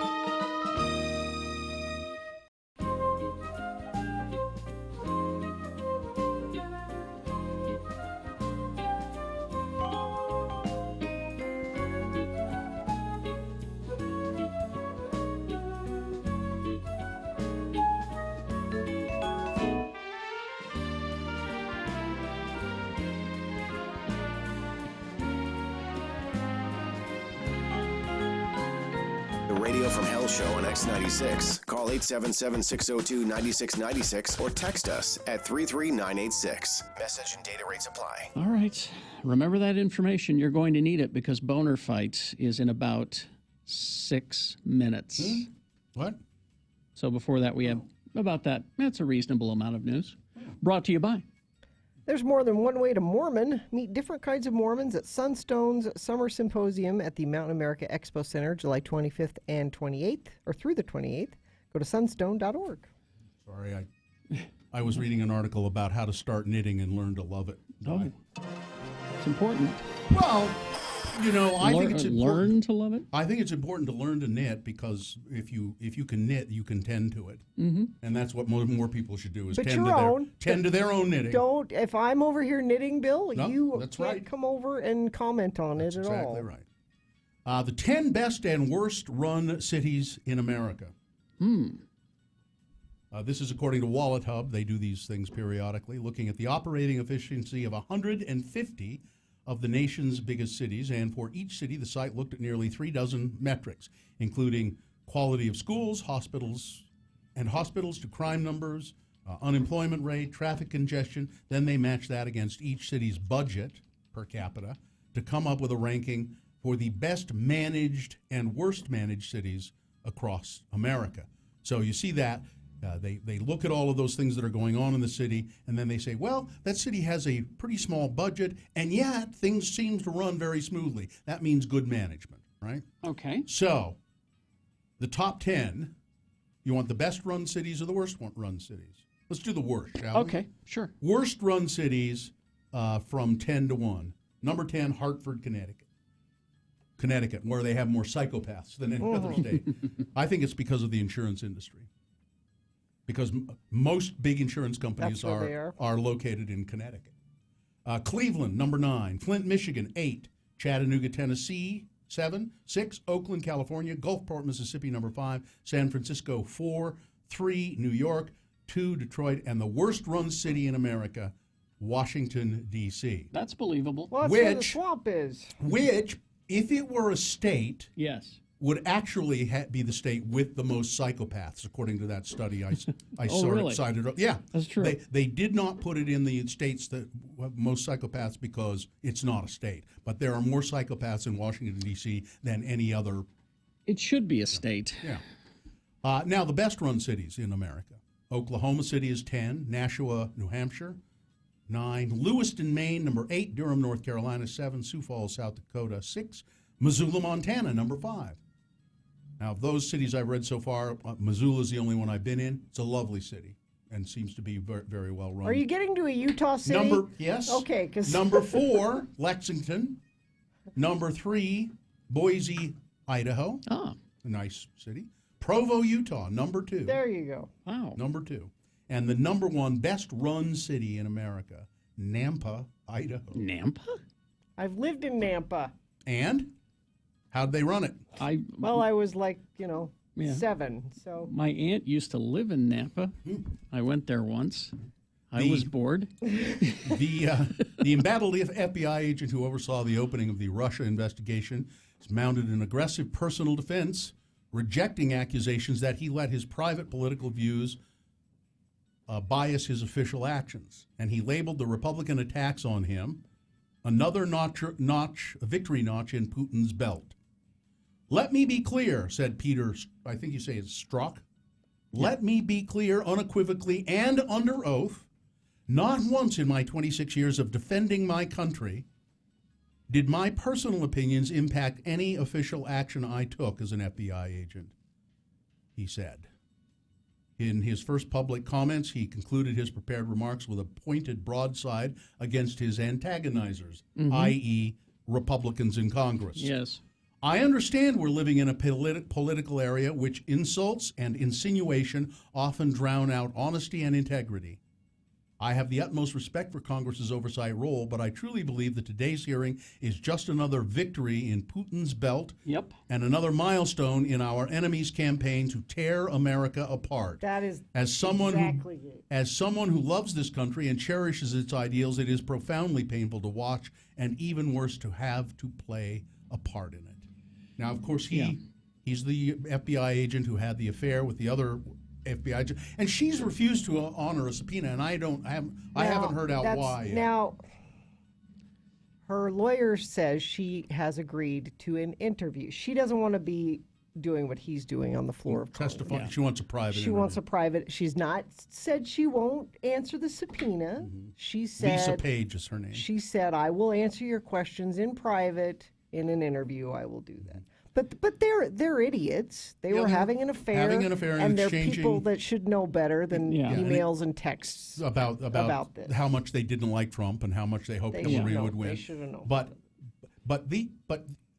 you know, these asshats in Congress exactly know or should know that you can have a political opinion, but you can put it aside and do something and not let it bias what you do. Maybe they don't know that. Because they don't ever because do they it? don't ever do it. Yeah. But this guy, look into his background. He's been a Russian spy hunter for his entire career. And he says this is exactly what Russia was hoping for. Yes. They want to disrupt our process. So are we out of time? Just quickly, I wanted to mention you had said something about the Castle Rock TV show coming to Hulu. Yes. There is a big trailer out, quite long trailer out for it. It's weird. Well, it's Stephen King. It's very strange. And you didn't mention, is it true that Margot Robbie has gotten this go-ahead to do this movie? Which movie? It's called Birds. It's a Birds of Prey. Birds of Prey. Last I heard, it was still in development because they're not sure what to do with it. This says she says. Yes, it's going to be a Harley Quinn movie, and it will happen. Yeah, it'll happen eventually, but whether it's in the process, they're still trying to decide what to do with it. DC is very, very cautious these days about putting movies out because that movie didn't do too well. The Suicide Squad. It did okay, but it was not a good movie. And it's funny because Justice League, I liked it when I saw it in the theater. I saw it once, and then I put it on the other night. And I got, into it, and I went, really, it's kind of boring. Kind of not for me, really. But anyway, it's Boner Fight. All right, here we go. With Radio from Hell on X96. So this is where we pit the winner from round 1 against the winner from round 2. Yes, this is how you decide Boner of the day. 7 o'clock hour, round 1. 8 o'clock hour, round 2. So here's number 1.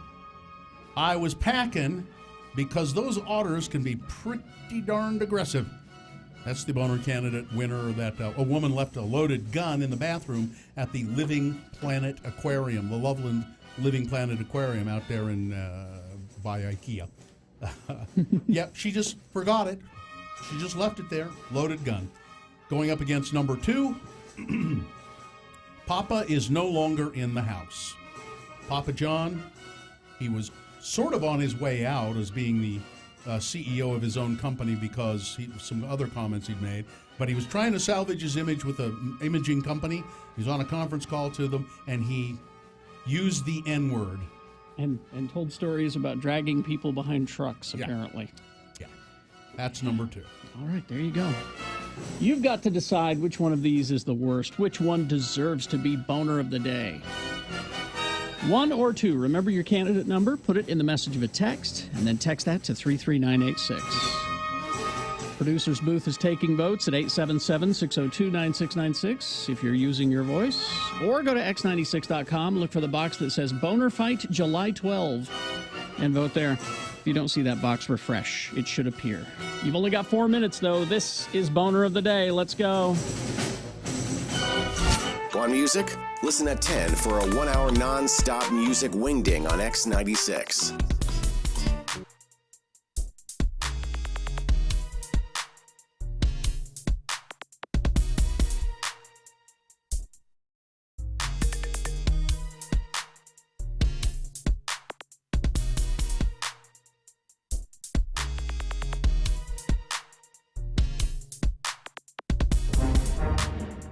It is the 23rd century. Humans have left the lowly confines of planet Earth and have sought their destiny among the stars. While many things have changed, one constant remains: the need for young men to venture forth and do the work of the Lord. This is the tale of two such men who at the age of 19 have answered the call of their general authorities and are embarking on a 2-year mission to spread the gospel throughout the galaxy. This is the story of Space Elders! Our elders have just rendezvoused their warp-capable 10-speed bikes with the USS Parkland, a small craft manned, if you will excuse the misuse of the term, by pigs. Not your ordinary run-of-the-mill pigs, mind you, but sentient, talking pigs. Pigs in space! Welcome aboard, gentlemen. I am Captain Link Hogthrob, commander of the USS Porkrind. This is my first officer, Miss Piggy. And that pig over there is our ship's physician, Dr. Strangepork. Hello, elders. Hi, I'm Elder Chris Jensen, and this is my companion, Elder Jensen. We represent the Church of Jesus Christ of Latter-day Saints. You know, the Mormons. We have heard tales of your exploits from other space vessels. Yes. Is it true that your church provides for eternal marriages? Well, yes, ma'am, it is. Eternal meaning in this life, in the next life, and forever and ever? Kind of like syndication? Yeah. Would the frog, I mean the groom, in question have to be a willing participant? That's the way it's usually done. All right, let's cut to the chase here. Does the Mormon Church recognize marriages between beings from different species? Well, such as? Pigs and frogs, you idiot! Don't you ever watch the show? Well, I believe that you'd have to seek the counsel of your bishop. I don't think we're authorized to make such a decision here in the field. I think we've reached the point in the sketch where I begin to assault our guest with karate chops. Hi! No, wait. I think I can shed some light on the subject. Now, both you and the frog in question are made of flannel and have men's hands up your... Elder Jensen! No, what I mean is that you're both Muppets, and therefore not different species. I mean, I see no reason why you can't be sealed to one another. Oh, Captain Hogthrob can marry people! You guys wait right here while I find my Kermie!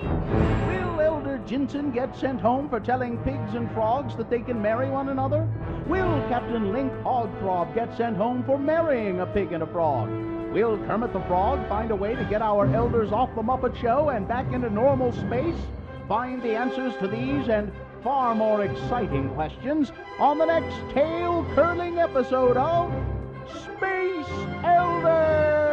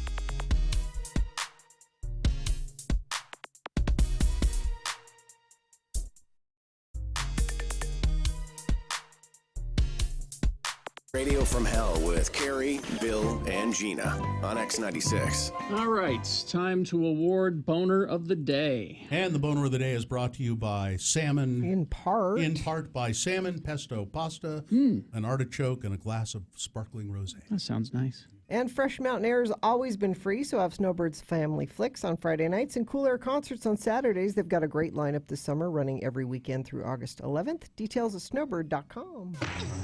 So, number one, I was packing because those otters can be pretty aggressive.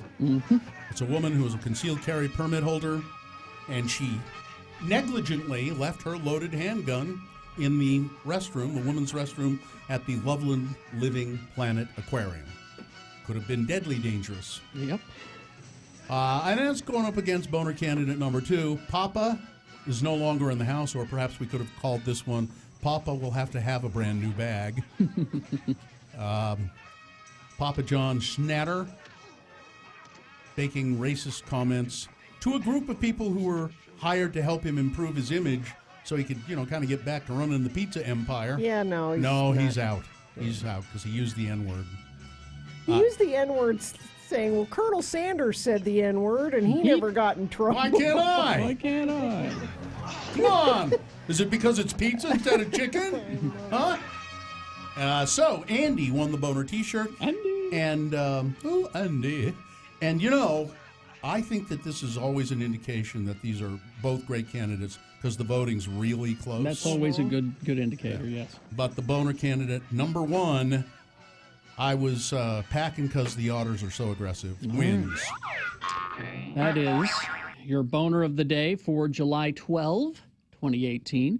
It is now qualified for boner of the week. That will be decided by Dave the Flower Guy tomorrow at about this time. Oh, you're going to be gone. Why are you in here, by the way, Richie? I was just going to remind folks that tomorrow night over at the Garden, which is 417 North and 400 we West. got an ad coming up. We got to officially talk about it. we'll- While you're here, though, we ought to talk about... So you're not going to be here Monday and Tuesday?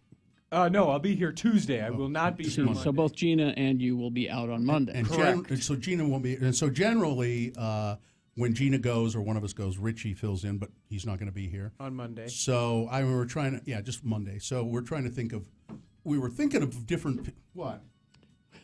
Dylan's disappointed that we didn't just say. It occurred to us that Dylan could fill in. Should be. What about Festus? He could do it. Festus could do it. No, who's going to run? No, we have too many words for Festus to do it. Festus run the TV if Dylan's on the air? Because I was thinking Dylan needs to be on the TV, but no, he could. He could come in, and Festus could do that, or maybe somebody else. I don't know. Well, and I threw out an idea to Jeana yesterday. I don't know if it works at all. What's that? But I wanted to have it be Fun Pig Monday. No, it's if you guys had. Well, I mean, if there are features enough that you guys could do, because Jeana had said, well, they did this show for years, just the two of them. I don't keep this ship floating. That's I not said that to me. Jeana as well. I said, just Carrie and I could do the damn show. It's not like we haven't practiced that for a while. I don't know. Well, I throw my support behind whatever you guys decide. Let's give the listener just so long as on Tuesday I'm in here in Jeana's seat. You bet. I throw my support. You'll be here on Tuesday. But let's give the listeners a say in this. Let's give them the option of Dylan filling in, just Carrie and Bill doing the show. Festus filling in. Well. No, he could do it. You think? Well, I'm just afraid we would run over him. That's true. And not intentionally. Or he's a big boy. Suggest someone that we have not thought of. Can we put up a poll on our Facebook page? Do you want to do it there or Twitter or where do you want to do it? We can have it be open. Yeah, we can have it be open. But we reserve the right to choose. Sure. Of course. Well, it's not going to be a binding thing. Well, it might be Hosty McHostface tomorrow. Yeah. Well, listen, Hosty McHostface has not worked in a while, and she is pretty good. And Tom Barberi. Well, no. Kind of hard for Jeana Tom. Says no. It's hard for Tom to get around these days. So, it would be interesting to have a retired or fired radio person. Suggest it. Yeah, I don't know. I'm not sure who that would be. Uncle Todd. Yeah, Uncle Todd. Uncle Todd or Andy Aaron, but they're doing their own thing. They do their own thing. On the online stuff. Yeah. So I don't know. I haven't seen Uncle Todd for a while. We gotta go see him. His thing pops up on my feed every single day. Really? That video thing that they do for it's Gephardt Daily as the main sponsor. I'm not sure what it is they actually even do. I've never watched it. It's just the intro. They're very good. Is it? Yeah, it's Gephardt's online network, and video reports online for it. Aaron and Todd as well. I saw Auntie Aaron a couple of days ago, last week, as a matter of fact. Did you see her from afar, or did you I chat for a moment? I encountered her. I didn't have time to I chat. I encountered her. I didn't have time to chat. It was one of those, oh, hi, Aaron, I got to run. Yeah. I had milk. I had to get it home. That's right. This milk is going to curdle.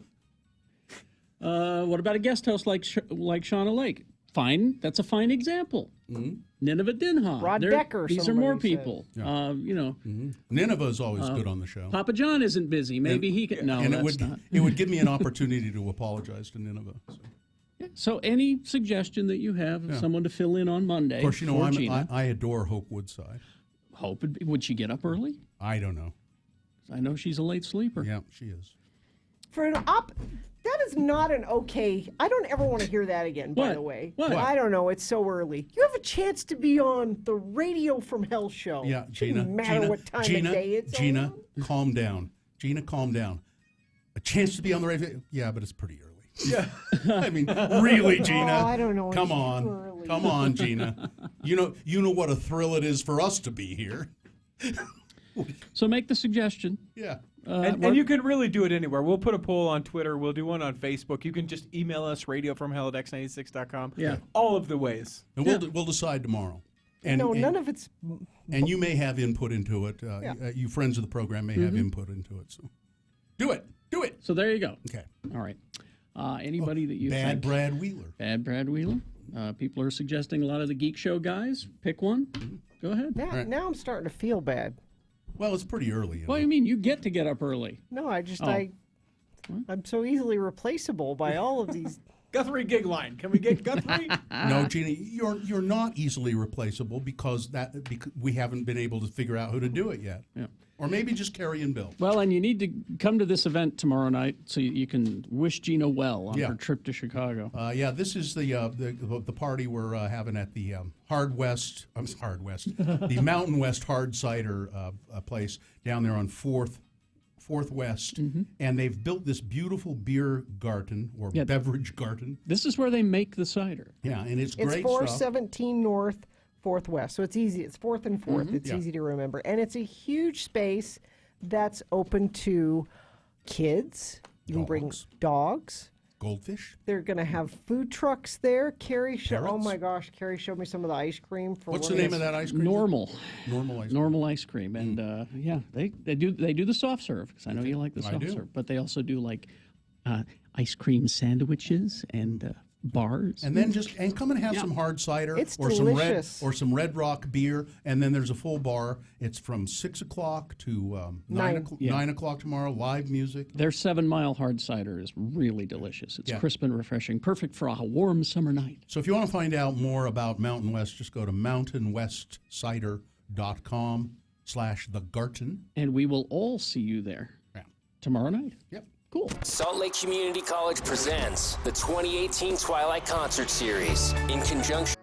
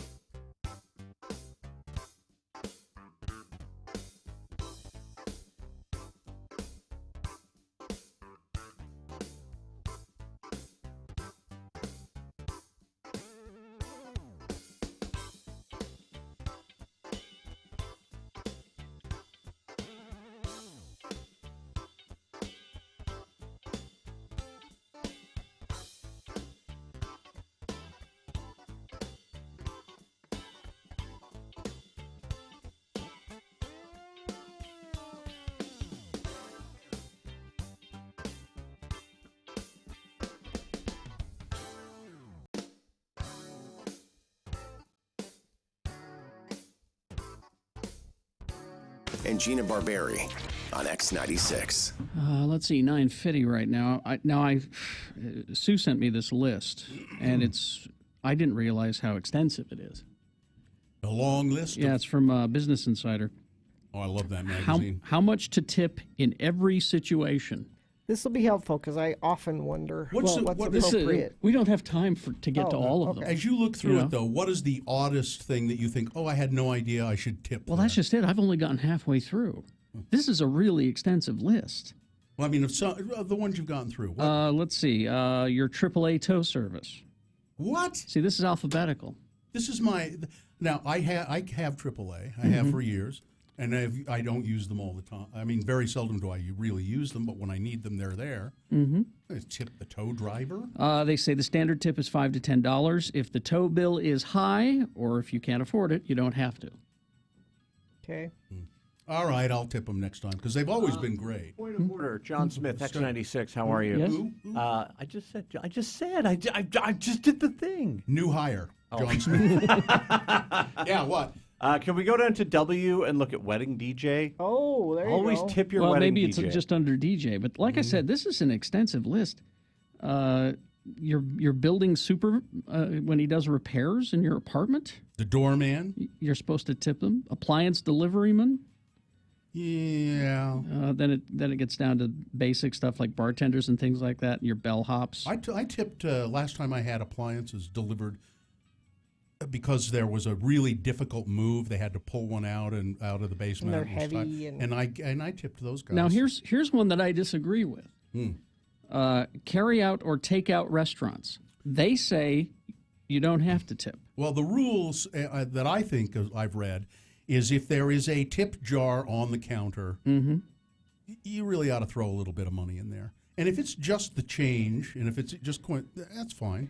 But if a regular wait staff person is helping you with that, and that takes their time away from like actual tables where they're getting tipped, that's not very fair. So yeah, you should. I mean, I tip. My rule is if the food is ready when I get there to pick it up, because they say like I get my salad or my burgers or whatever. Oh, here they go. Fast casual restaurants, and they're talking about specifically what you are. Standard tip, extra change, up to $2 for exceptional service. Tip when paying. The jars are divvied up among the staff, so you're tipping the whole team. Yeah, okay. But if I go to a normal sit-down restaurant and I get a to-go order, and they say, "Oh yeah, it'll be ready in 10 minutes," that's what they're talking about. Is that you don't have to tip, but I always do. If it's ready when I get there, I'll tip. Here's the tough one. When you're in a foreign country. So I'm in Costa Rica and go on this river trip with a guide. Now, I know you're supposed to tip the guide. In America, I can kind of figure out what that should be, but his tip is going to be, well, I don't know what it should be exactly. And so I said to the guy, as I gave him, I forget what it was, $20 or something, $25. I said, is that enough? Is it okay? And then I said, and what about the guy who drove the van? And what about these people here we had a little food that they served us at the end. This Costa Rican couple made some tortillas. I said, what about them? He said, we put all of the tip money in a pot and then divide it evenly. Now and he said the tip was great. Here's karaoke DJ. That's different from what you do, Yeah, right? 'cause there's a lot more work involved. Oh, okay, because I do karaoke sometimes. It says a $10 tip up to $20 for exceptional service tip at the end of the night. See, I've only gotten down to the L's now, laundromat, drop-off You're service. still scrolling? This is a huge list, and this is way too extensive to get into. How about the Mr. Pooper Scooper? Do you tip him? I don't know if we tip him. If it's a personal service, like if somebody comes to your house and does Yesterday, something. Curtis came to my house and fixed my air conditioner. Yes. It was a service call. Tip It was that guy. $105. Yeah, tip that guy. Curtis, am I supposed to tip you? Oh, no, you didn't tip Curtis? No, I never tipped Give him Curtis. $5 to $10 to say, it's not much, but I'll buy you lunch. He charged you. Yes, he did. Right. He charged him. So that's the thing. There's not a tip in that. So for him coming out to do that service, there is a service charge that if he would have come out and said, "Bill, this switch," and flipped the switch, you would have still paid him. So you don't tip on service guys like that. As a matter of fact, he said he got it running again. He said, but I don't know why it stopped. I couldn't find the problem. It may stop again. He said, I'm just going to charge you a service charge. because of that. That was his tip. I guess. But he doesn't get all that money. Like the company he gets does. all that money. He runs the company. Oh, well then, yeah. I mean, this list even says to tip the UPS guy. No. Well, you never see him. I never see him. You just leave a $5 bill with clipped to the door, and with a post-it. Well, note that says for UPS. Yeah. I'm too busy catching the package that he's throwing when at it's me. when it's gone, you put another $5 bill there. Now, the closest to DJ that I found, other than karaoke DJ, is musician for your wedding party. So that would be a wedding DJ. And they said to tip each musician $15 at the end of the night. Like if you have a live band. That's a band. Yeah. Plus whatever they charge you. So you have to make sure that Cool and the whole gang, they each get. I think at my wedding we had live music, and I said, and they had a fee. Mm-hmm. They said, "Here's how much we're going to charge you for it," and I said, "Great." But it was so terrific, and they stayed longer than they said they would that's another because reason they to were pay them, having yeah. fun. Rick They and said- the Rick tones. They deserve. said, the gamma rays. they said we're having a great time. We're going to stay and play. And I said, cool. And so at the end of the night, I gave them more money. I worked at a to-go Chili's. We made slightly more than serving staff, but our money was made through tips. I did the exact same thing as servers and had it ready when people arrived, and I was rarely tipped. The tips came in that did come in. Yeah, Were I don't lame. usually tip when So I always tip when I get takeout. I always I'll have do. to start doing that. Anyway, let's do a promo and then we'll get out of here. On Friday's Radio from Hell show, look forward to hearing from Chainsaw Guy. At 7 a.m., it's the meh question of the week. We have some good ones, but we could always use more. Send them to radiofromhell@x96.com. At 7:45, it looks like we're maybe going to do some hello, yeah, what? So Chainsaw Guy will be calling as part of Hello, Yeah, What? On Friday's Radio from Hell show on X96. But it's Friday the 13th. Why are we sighing all over the place? I don't know. Seems like Friday the 13th is happening more frequently. Every day. There was a since bill. Ever since Trump got elected. There was a bill introduced in Congress that said we have to have more Friday the 13th. I think there's something up with that. Mm-hmm. All right. What are you doing, John? I'm giving away some 30 Seconds to Mars tickets today. Oh, that's nice. And every 21 No, minutes. you're not. No, I'm not doing that How today. did that go, by the way? It was fun. People complained? Some people didn't like it because they hate fun.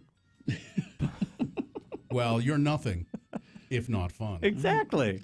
It was fun. Okay. Live long and prosper, bitches. Don't you know who I am? I didn't write anything down. Rick and the Rick tones. Cool in the gang. You can get E. coli from a zip line. Yes! There you go. John Smith is next. Please keep listening. Kicking off nothing but great tunes for 60 minutes.